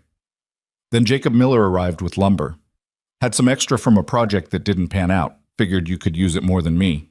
Brennan came with his entire family. His wife brought blankets and clothes. His sons helped clear away the burned barn debris. And he handed Elias an envelope full of cash. What's this? Elias asked. Everyone in the valley contributed, even some of the coalition members who feel bad about what happened. Brennan looked embarrassed. It's not enough to replace what you lost, but it's a start. Elias stared at the money. I can't take this. Yes, you can. You stood up to Keller when nobody else would. You protected people who couldn't protect themselves. This is the valley saying thank you. Clara appeared beside Elias. We'll pay it back. No need, just keep doing what you're doing. Keep being stubborn and brave and refusing to back down. Brennan smiled. Valley needs more people like you. Over the next 2 weeks, more people came. Ranchers who'd been too scared to stand up to Keller before, but who found courage after seeing what Elias and Clara had done. They brought supplies, labor, support, and slowly, impossibly, the homestead started to come back to life. They built a new barn, smaller than the old one but solid. Used the money from the valley to buy new cattle, not as many as they'd had, but enough to start rebuilding the herd. Repaired the cabin, replaced the windows, fixed the door. It wasn't the same, would never be the same. But it was something. Clara worked beside Elias every day, even as her pregnancy progressed. He tried to make her rest, but she was as stubborn as ever. I'm pregnant, not dead, she said when he objected to her hauling water. You could hurt yourself. I'm fine. Clara, I said I'm fine. But her eyes softened. I appreciate you worrying, but I need to do this. I need to help rebuild what we lost. So Elias stopped arguing and just made sure to keep an eye on her, made sure she didn't overdo it, made sure she took breaks even when she insisted she didn't need them. And at night, when they collapsed into bed exhausted, he held her and felt their child move under his hand and thought about the future they were building. Not the future they'd planned, but maybe something better. March turned into April. The snow started to melt, revealing the muddy earth underneath. The creek swelled with runoff. Birds returned, filling the valley with sound. And Dutch Keller made his move. Not with violence this time. He'd learned that lesson. Instead, he went legal. He filed a lawsuit claiming that the rumors Elias and Clara had spread about his operation had caused him financial damages. Demanded compensation. Demanded that they cease and desist all negative statements about him or his coalition. He's trying to bankrupt us, Clara said, reading the legal papers. Can he do that? If he wins the suit, yeah. We'd owe him more money than we could ever pay. Elias felt rage building in his chest. After everything he's done, after he burned our barn and killed our cattle, he's suing us? Apparently. That's not right. No, but it might be legal. They took the papers to the lawyer Miller had recommended, a sharp-eyed woman named Margaret Chen who'd dealt with men like Keller before. He's got a weak case, Chen said after reviewing everything. But weak doesn't mean winnable. If you can't afford a good defense, he might win by default. What do we need? Elias asked. Money and evidence? Lots of both. They didn't have much of either. That night Clara sat at the table writing furiously. Elias watched her, confused. What are you doing? Writing everything down, every incident, every threat, every piece of evidence we have that Keller's a crook. She looked up. We're going to fight this, not just defend ourselves, but go after him. Countersue for the barn, the cattle, everything. Clara, we can't afford. We'll find a way. We always do. Over the next month, Clara became obsessed. She documented everything, interviewed everyone, built a case against Keller that was so thorough it made the lawyer's eyes light up. This is good, Chen said. This is really good. With this evidence, we might actually win. Might? Litigation is unpredictable. But you've got a solid case for damages. And if the territorial marshal's investigation turns up criminal charges, that'll help your civil case too. The trial was set for June. That gave them 2 months to prepare. 2 months of stress and worry and sleepless nights. 2 months of Clara getting bigger, moving slower, but refusing to stop working on the case. 2 months of Elias trying to keep the ranch running while watching his wife wear herself down to nothing.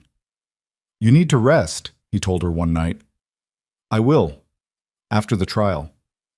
The baby is fine. The doctor checked last week." "Clara, please." She looked up from her papers. "What?" "I'm scared." "Of the trial? Of losing you? Of something happening to the baby? Of all of this being too much?" Clara set down her pen and came to him, took his face in her hands. "Hey, look at me." He did. "We're going to be fine," she said. "The trial, the baby, all of it. We're going to be fine." "You can't know that." "Yes, I can, because we've survived everything else, and we'll survive this too." She kissed him. "Together." "Together," Elias echoed. But the fear didn't go away. May brought warm weather and new calves. The herd was growing again. The garden Clara had planted was coming up thick and green. The homestead was starting to look like a real operation again. And Clara was getting close, really close. The baby wasn't due until July, but everyone said first babies came early. Elias found himself watching her constantly, worried about every wince, every tired sigh. "You're hovering," Clara said. "I'm concerned." "You're driving me crazy." "I'm trying to take care of you." "I don't need taking care of. I need you to stop looking at me like I'm made of glass." They argued about it constantly. Clara wanted to keep working on the trial preparation. Elias wanted her to rest. Neither of them would back down. Finally, Mrs. Harmon intervened. "You two are going to argue yourselves to death," she said, marching into the cabin uninvited. "Clara, you need to slow down. Elias, you need to stop treating her like an invalid. Both of you need to remember you're on the same side." They stared at her. "Now, Clara, you're going to let me help with the trial paperwork. And Elias, you're going to focus on the ranch and stop micromanaging your wife's pregnancy. Agreed?" "Agreed," they said in unison. Mrs. Harmon smiled. "Good. Now, Clara, show me what you've been working on." With Mrs. Harmon's help, the trial preparation became manageable. Clara could focus on the big picture while the widow handled the details. And Elias could breathe again, knowing his wife wasn't doing everything alone. The trial started the first week of June, in the courthouse in Livingston. The whole valley showed up to watch. It felt less like a legal proceeding and more like a public reckoning. Keller sat at the plaintiff's table, looking confident and well-dressed. His lawyer was expensive, slick, the kind of man who could make lies sound like truth. Elias and Clara sat at the defense table with Margaret Chen. Clara's belly was huge now, and she looked exhausted, but her eyes were fierce. "You ready?" Chen asked. "Let's finish this," Clara said. The trial lasted 3 days. Keller's lawyer painted Elias and Clara as troublemakers who'd spread malicious lies to damage a respected businessman's reputation. Presented financial documents showing the losses Keller had suffered. Made it sound like they were vindictive outsiders attacking a pillar of the community. Then it was Chen's turn. She dismantled Keller piece by piece, brought out witness after witness, ranchers he'd threatened, people he'd cheated, the widow Harmon with her story about the barn fire. Presented Clara's meticulously documented evidence of every crime, every threat, every abuse of power. And she brought up Dutton, the hired killer, the attack on the Mercer homestead. "Mr. Keller claims he knew nothing about this," Chen said, "but the evidence shows a pattern of intimidation and violence against anyone who opposed his coalition. The evidence shows that Frank Dutton was hired by Mr. Keller specifically to eliminate opposition. And the evidence shows that when legal methods failed, Mr. Keller resorted to murder. Keller's lawyer objected. The judge sustained it, but the damage was done. On the third day, the territorial marshal testified. Said his investigation had turned up evidence of criminal conspiracy, fraud, and attempted murder. Said charges were being filed against Keller and several of his associates. The courtroom erupted. When the judge finally restored order, he looked at Keller with pure contempt. "I'm dismissing the plaintiff's suit," he said. and I'm awarding damages to the defendants in the amount of $5,000 to be paid by Mr. Keller for the destruction of their property. Keller shot to his feet. This is outrageous. I demand— You're in no position to demand anything, Mr. Keller. In fact, given the marshal's testimony, I'm ordering you to remain in the jurisdiction pending criminal charges. Bail is set at $10,000. Keller went pale. They'd won. Outside the courthouse, people mobbed them, congratulating them, thanking them. Brennan was grinning like a fool. You did it, he said. You actually did it. We all did it, Clara said. Everyone who stood up, everyone who testified. Still, you started it, you and Elias. Brennan shook their hands. The Valley won't forget this. Elias and Clara walked back to the wagon together. Clara was moving slow, one hand on her belly. You all right? Elias asked. Just tired and ready for this to be over. It is over. The trial is, but we've still got a baby coming, and a ranch to rebuild, and a whole life ahead of us. Elias helped her into the wagon. Think we can handle it? Clara smiled. I know we can. They rode home as the sun set, painting the valley gold and red. The homestead came into view, the new barn, the repaired cabin, the green fields stretching toward the mountains. Home. Not perfect, not what they'd imagined, but real. And theirs. I love you, Elias said. I love you too. That night they celebrated. Mrs. Harmon brought food. Miller and Brennan and their families showed up. Half the valley came to congratulate them and share in the victory. And Clara, exhausted and pregnant and triumphant, played her violin. The music filled the cabin and spilled out into the night. German songs and American songs and songs Elias had never heard. Songs of home and loss and hope. People danced, laughed, forgot for a while about the hard winter and the violence and the fear. And Elias stood in the doorway, watching his wife play, watching their friends celebrate, watching the life they'd built together shine in the lamplight. This was what he'd wanted when he'd ordered a mail-order bride. Not obedience, not quiet, not someone to cook and clean and disappear into the background. This. Partnership, love, a life worth fighting for. Claire caught his eye and smiled. And in that moment, with music filling the air and their child moving in her belly and their future stretching out bright and uncertain, Elias knew they were going to be all right. Whatever came next, they'd face it together. The celebration went late into the night. When the last guests finally left, Elias and Clara stood in the yard, looking up at the stars. Big day tomorrow, Clara said. Why? Because tomorrow we start rebuilding, for real this time. Not just recovering from what Keller destroyed, but building something new, something better. With a baby on the way, especially with a baby on the way. Clara turned to face him. Our child's going to grow up here, Elias. On this land, in this valley. And I want them to see what we built, what we fought for. They will. Promise? I promise. They went inside. The cabin was a mess from the party, but neither of them cared. They fell into bed exhausted and happy. And tomorrow they'd start again, together, always together. The baby came 3 weeks early, on a morning so hot the air shimmered. Claire had been working in the garden despite Elias's protests, picking the last of the early peas. She straightened up, hand on her back, and said, I think it's time. Elias, who'd been repairing fence 50 yards away, dropped his tools and ran. Time? Now! Unless you want me to have this baby in the vegetable patch.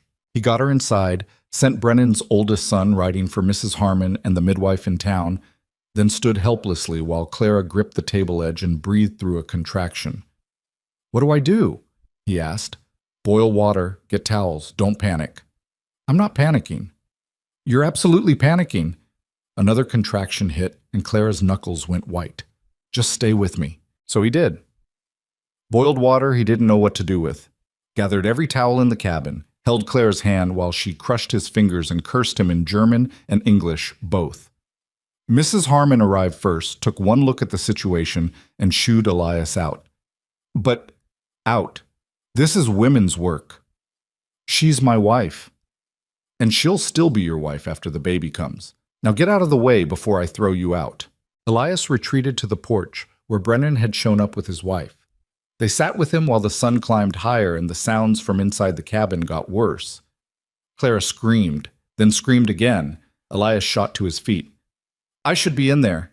You should stay right here," Mrs. Brennan said firmly. "Trust me, you don't want to see this part. That's my wife. Which is exactly why you should let the women who know what they're doing handle it." Hours passed. The midwife arrived and went inside. More screaming. Elias paced the porch until he'd worn a path in the wood. Then, finally, a different sound. A baby crying. Elias froze. Brennan clapped him on the shoulder. "Congratulations!" Mrs. Harmon appeared in the doorway, grinning. "You've got a daughter, and your wife wants to see you."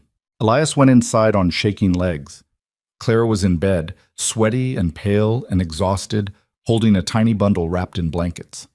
She looked up when he entered, and her smile lit up the whole room. "Come meet your daughter," she said. Elias crossed to the bed, looked down at the tiny red face peeking out of the blankets. The baby had Clara's nose, his dark hair, and lungs that suggested she'd inherited both their stubborn streaks. "She's perfect," he said. "She's screaming." Still perfect. Clara handed her to him, and Elias held his daughter for the first time. She was so small, so fragile. He was terrified he'd break her. "What should we name her?" Clara asked. They'd argued about names for months, never agreeing on anything. But looking at his daughter now, Elias knew exactly what she should be called. "Anna," he said, "after your mother." Clara's eyes filled with tears. "You remembered." "Of course I remembered." "Anna Mercer." Clara tested the name. "I like it." "Good, because I'm not changing it now." They sat there together, the three of them, while outside the celebration started. Friends arriving, congratulations shouting, someone breaking out a bottle of whiskey that got passed around. But inside the cabin, it was quiet. Just Elias and Clara and Anna beginning the next chapter of their impossible life. The first weeks with the newborn were hell. Anna didn't sleep, or rather she slept in short bursts that never lasted long enough for Elias or Clara to rest properly. She cried constantly, and nothing seemed to help. Clara tried feeding her, changing her, rocking her. Nothing worked. "There's something wrong with her," Clara said on the fifth night, tears streaming down her face from exhaustion. "There's nothing wrong with her. She's just a baby. Babies aren't supposed to cry this much. How would we know? Neither of us has ever had one before." Clara laughed despite herself. "We're terrible at this." "Yeah. What are we going to do?" "Keep trying. What else can we do?" So they kept trying, took turns walking Anna around the cabin at 3 a.m, sang to her, Clara with actual skill, Elias with none whatsoever, but Anna didn't seem to care, learned through trial and error what worked and what didn't. Slowly, impossibly, they figured it out. Anna preferred being held a certain way, liked it when Clara played violin softly, slept better when Elias walked her outside, where the night air and animal sounds seemed to calm her. By the second month, they'd established something resembling a routine. Anna still cried, but not constantly. She started smiling, which made everything else worth it. And she started sleeping for longer stretches at night, which meant Elias and Clara could finally sleep too. "We're getting the hang of this," Clara said one morning, watching Anna grab at sunbeams from her basket. "Don't jinx it." "I'm serious. We're actually doing okay." She was right. They were. But the ranch still needed work. The herd needed tending, and neither of them could do it all while caring for a newborn. The valley stepped in again. Mrs. Harmon came by 3 days a week to watch Anna while Clara helped with the ranch work. The Brennans sent their daughter to help with cooking and cleaning. Miller organized a work party to help Elias expand the pasture. "We'll pay you back," Elias told them. "You already did," Miller said. "You stood up to Keller when nobody else would. That's payment enough." But Elias didn't like being in debt, even the emotional kind, so he made a point of helping his neighbors whenever they needed it. Fixed fences, helped with harvests, lent equipment and labor. And slowly, the homestead grew into something more than just his and Clara's. It became a hub for the community, a place where people stopped for advice, for help, for conversation. Clara thrived on it. She loved having people around, loved being part of something bigger than just their small family. She organized barn raisings and harvest dinners, started a lending library from her books, taught violin to neighbor children on Sunday afternoons. "You're building a community," Elias told her one evening. "We're building a community," she corrected. "I couldn't do any of this without you. I just fix things and grunt. You do a lot more than that. You show people it's possible to stand up for what's right, to fight for something better. That was you, not me. It was both of us." Clara shifted Anna to her other arm. "And it's going to be all three of us from now on."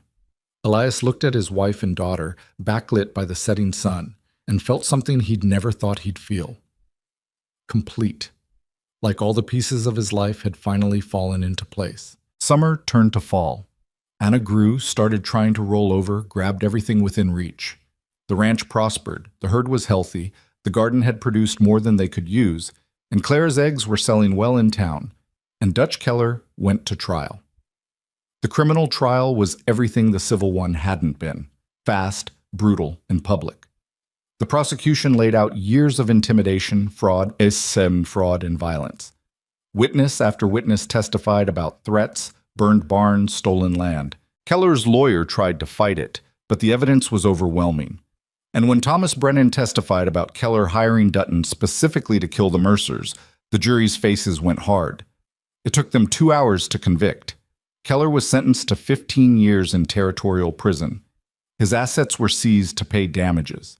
The coalition collapsed without him, and the ranchers who'd followed him scrambled to distance themselves from his crimes.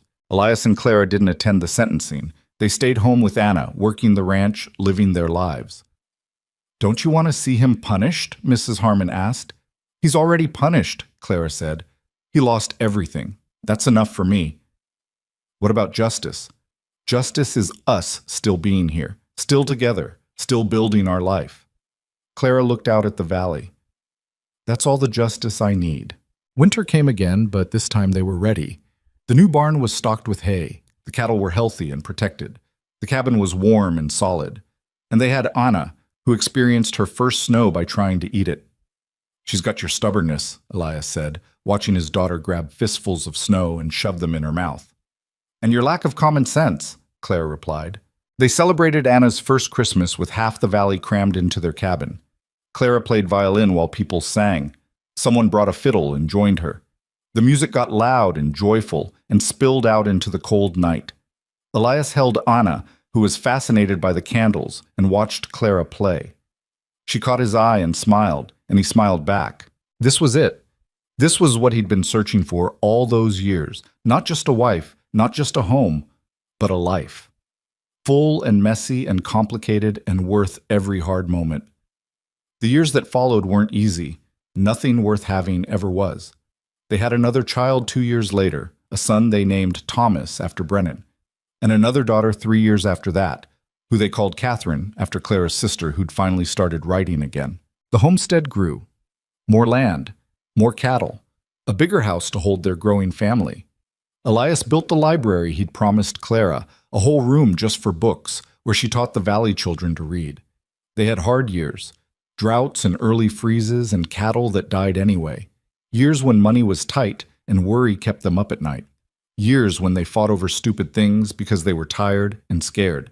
But they also had good years. Years when the cattle sold for record prices.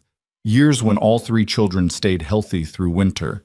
Years when they looked at what they'd built and could hardly believe it was real. Anna grew into a fierce, intelligent girl who could ride better than most men and had no patience for anyone who suggested she couldn't do something because she was female. Thomas was quieter, thoughtful, with Elias's gift for working with animals and Clara's love of music.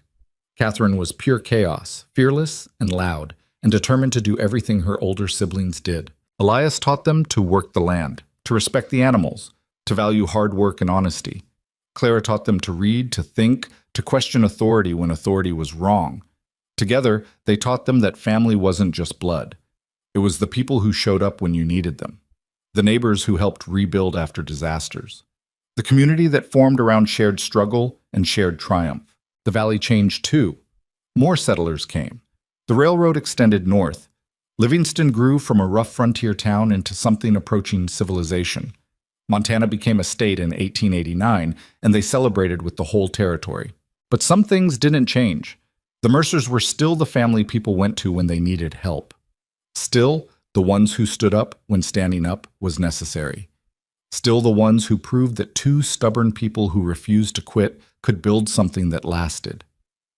Mrs. Harmon died in the spring of 1895, peacefully in her sleep. They buried her on her own land, overlooking the valley she'd fought to stay in. Half of Yellowstone County came to the funeral. "She was a fighter," Clara said, standing at the grave. "She was," Elias agreed. "We learned that from her." "I think she learned it from you." Clara looked at him. "We learned it from each other, all of us." She was right. The valley had taught them all how to be stronger than they'd been alone, how to build something bigger than individual ambition, how to turn strangers into family. Thomas Brennan died 2 years later in a logging accident. His wife asked Elias and Clara to raise their youngest son, who'd been like family anyway. They said yes without hesitation. "We're collecting children," Elias said as the boys settled into their household. "Good," Clara replied. "The more the merrier." By 1900, the original cabin had been expanded so many times it was hardly recognizable. The homestead sprawled across 500 acres, the herd numbered over 100 head, and the Mercer children, biological and adopted, ran wild across the valley, learning the land the way their parents had. Elias was in his 50s now, gray threading through his dark hair. His hands were scarred from decades of hard work. His back hurt on cold mornings, but he'd never been happier. Clara had aged too. Lines around her eyes from squinting in the sun, silver in her brown hair, the calluses on her hands that never went away. But she still played violin every evening, still argued with him when she thought he was wrong, still looked at him sometimes like she couldn't quite believe they'd made it work. One evening, sitting on the porch while their children played in the yard, Clara said, "Do you ever think about that first day, when I got off the train?" "Sometimes." "What do you think?" "I think I expected someone quiet and obedient," Clara laughed. "You got the exact opposite." "Yeah." "Disappointed?" Elias looked at her. At the woman who'd crossed an ocean to marry a stranger, who'd argued with him from day one, who'd fought beside him through blizzards and violence and years of hard work, who'd built a life with him that was messy and complicated and absolutely worth it. "Not even a little bit," he said. Clara took his hand. "Good. Because you're stuck with me now." "I know. Forever." "I know that too." They sat there as the sun set, watching their children chase each other through the twilight, and neither of them said what they were both thinking: that they'd gotten lucky, that they'd found each other against all odds, that they'd built something real out of nothing but stubbornness and hope, that sometimes when you refused to quit, when you kept showing up even when it was hard, when you chose partnership over pride, you could create something worth fighting for. The Yellowstone Valley would tell stories about them for generations, about the mail-order bride who refused to be property, about the silent rancher who found his voice, about the winter they saved their neighbors and the fight they won against a man who thought power meant he could do anything. But the real story was quieter, simpler. It was about two people who didn't know if they could build a life together, but decided to try anyway, who fought and struggled and failed and tried again, who learned that strength wasn't about being perfect or fearless or always right. It was about showing up, day after day, year after year, through blizzards and fires and violence and loss, through joy and growth and children and community. It was about partnership. Anna Mercer grew up to run the ranch after her parents died. She married a school teacher from Bozeman and had 5 children of her own. She told them stories about their grandparents, about the winter fight, about the trial, about building a homestead from nothing. Thomas became a veterinarian, the first in the valley, and spent his life caring for the animals his father had taught him to respect. Catherine moved to Helena and became a lawyer, following in Margaret Chen's footsteps. She spent her career defending people who couldn't defend themselves. The adopted children spread across Montana, carrying the Mercer name and the lessons they'd learned. About standing up for what's right, about helping your neighbors, about refusing to quit when things get hard. The homestead itself lasted into the 1950s, when Anna's children finally sold it to a ranching cooperative. But the barn Elias and Clara built after the fire stood until 1978, when a lightning strike finally took it down. The community they helped create lasted longer. the tradition of neighbors helping neighbors, of standing together against those who'd abuse power, of proving that ordinary people could do extraordinary things when they refused to back down. And somewhere in all of that, in the stories passed down through generations, was a truth that Elias and Clara had learned the hard way. That love wasn't about finding someone perfect, it was about finding someone who'd fight beside you when things got hard, someone who'd argue with you when you were wrong and support you when you were right, someone who saw you at your worst and chose to stay anyway. That building a life worth living wasn't about avoiding hardship. It was about facing hardship with someone who made you stronger than you'd been alone. That the greatest things we create aren't built in moments of ease and comfort. They're built in the struggle. In the choice to keep going when everything says quit. In the stubborn refusal to let adversity win. Elias Mercer died in 1908 at 63, in his sleep beside the woman he'd loved for 17 years. Clara found him in the morning, and the valley said she didn't cry, just held his hand and said goodbye. She lived another 15 years after that, still fierce, still stubborn, still playing violin on the porch in the evenings. When people asked if she missed him, she'd say, of course she did. But she'd also say he was still with her, in the ranch they'd built, in the children they'd raised, in the community they'd created, in every choice she made to keep building, keep fighting, keep showing up. She died in 1923 at 76, surrounded by children and grandchildren. Her last words, according to Anna, were in German, a phrase from her childhood. Weitermachen. Keep going. It was the perfect ending for a woman who'd never quit, who'd crossed an ocean to marry a stranger and turned that desperate gamble into a life worth living. Who'd proved that sometimes the best things in life come from the choices that scare us most. The Valley remembered them, not as perfect people, not as heroes without flaws, but as two ordinary people who'd done something extraordinary. They'd refused to quit. They'd chosen partnership over pride. They'd built something real, and in doing so, they'd shown everyone who came after that it was possible, that you could start with nothing and build everything, that you could face the worst the world threw at you and come out stronger. That love wasn't about finding someone who completed you. It was about finding someone who made you want to be better, who challenged you, who fought beside you, who chose you day after day, even when it was hard, especially when it was hard. That was the real story of Elias and Clara Mercer. Not the dramatic fights or the courtroom victories or the barn fire that nearly killed them both. It was the quiet choice, made every single day, to show up for each other, to build together, to refuse to quit. And in the end, that was enough. More than enough. It was everything. You had such an easy time making bins, but you don't know mine, James. No, I'm not. I actually don't experience those kind of feelings. Oh yeah, that makes sense. Friendly? Oh yeah. Yeah.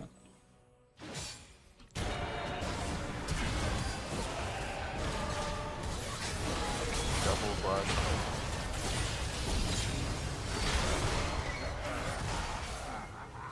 I'm getting knighted. You better back up. Zed's looking for an ult.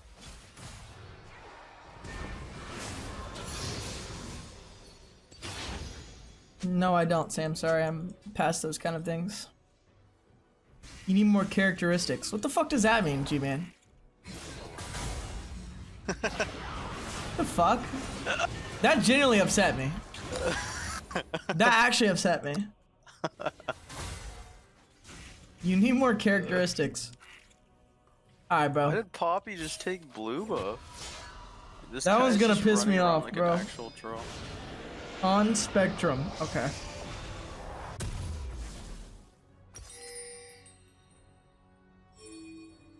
Tell me something so uniquely you.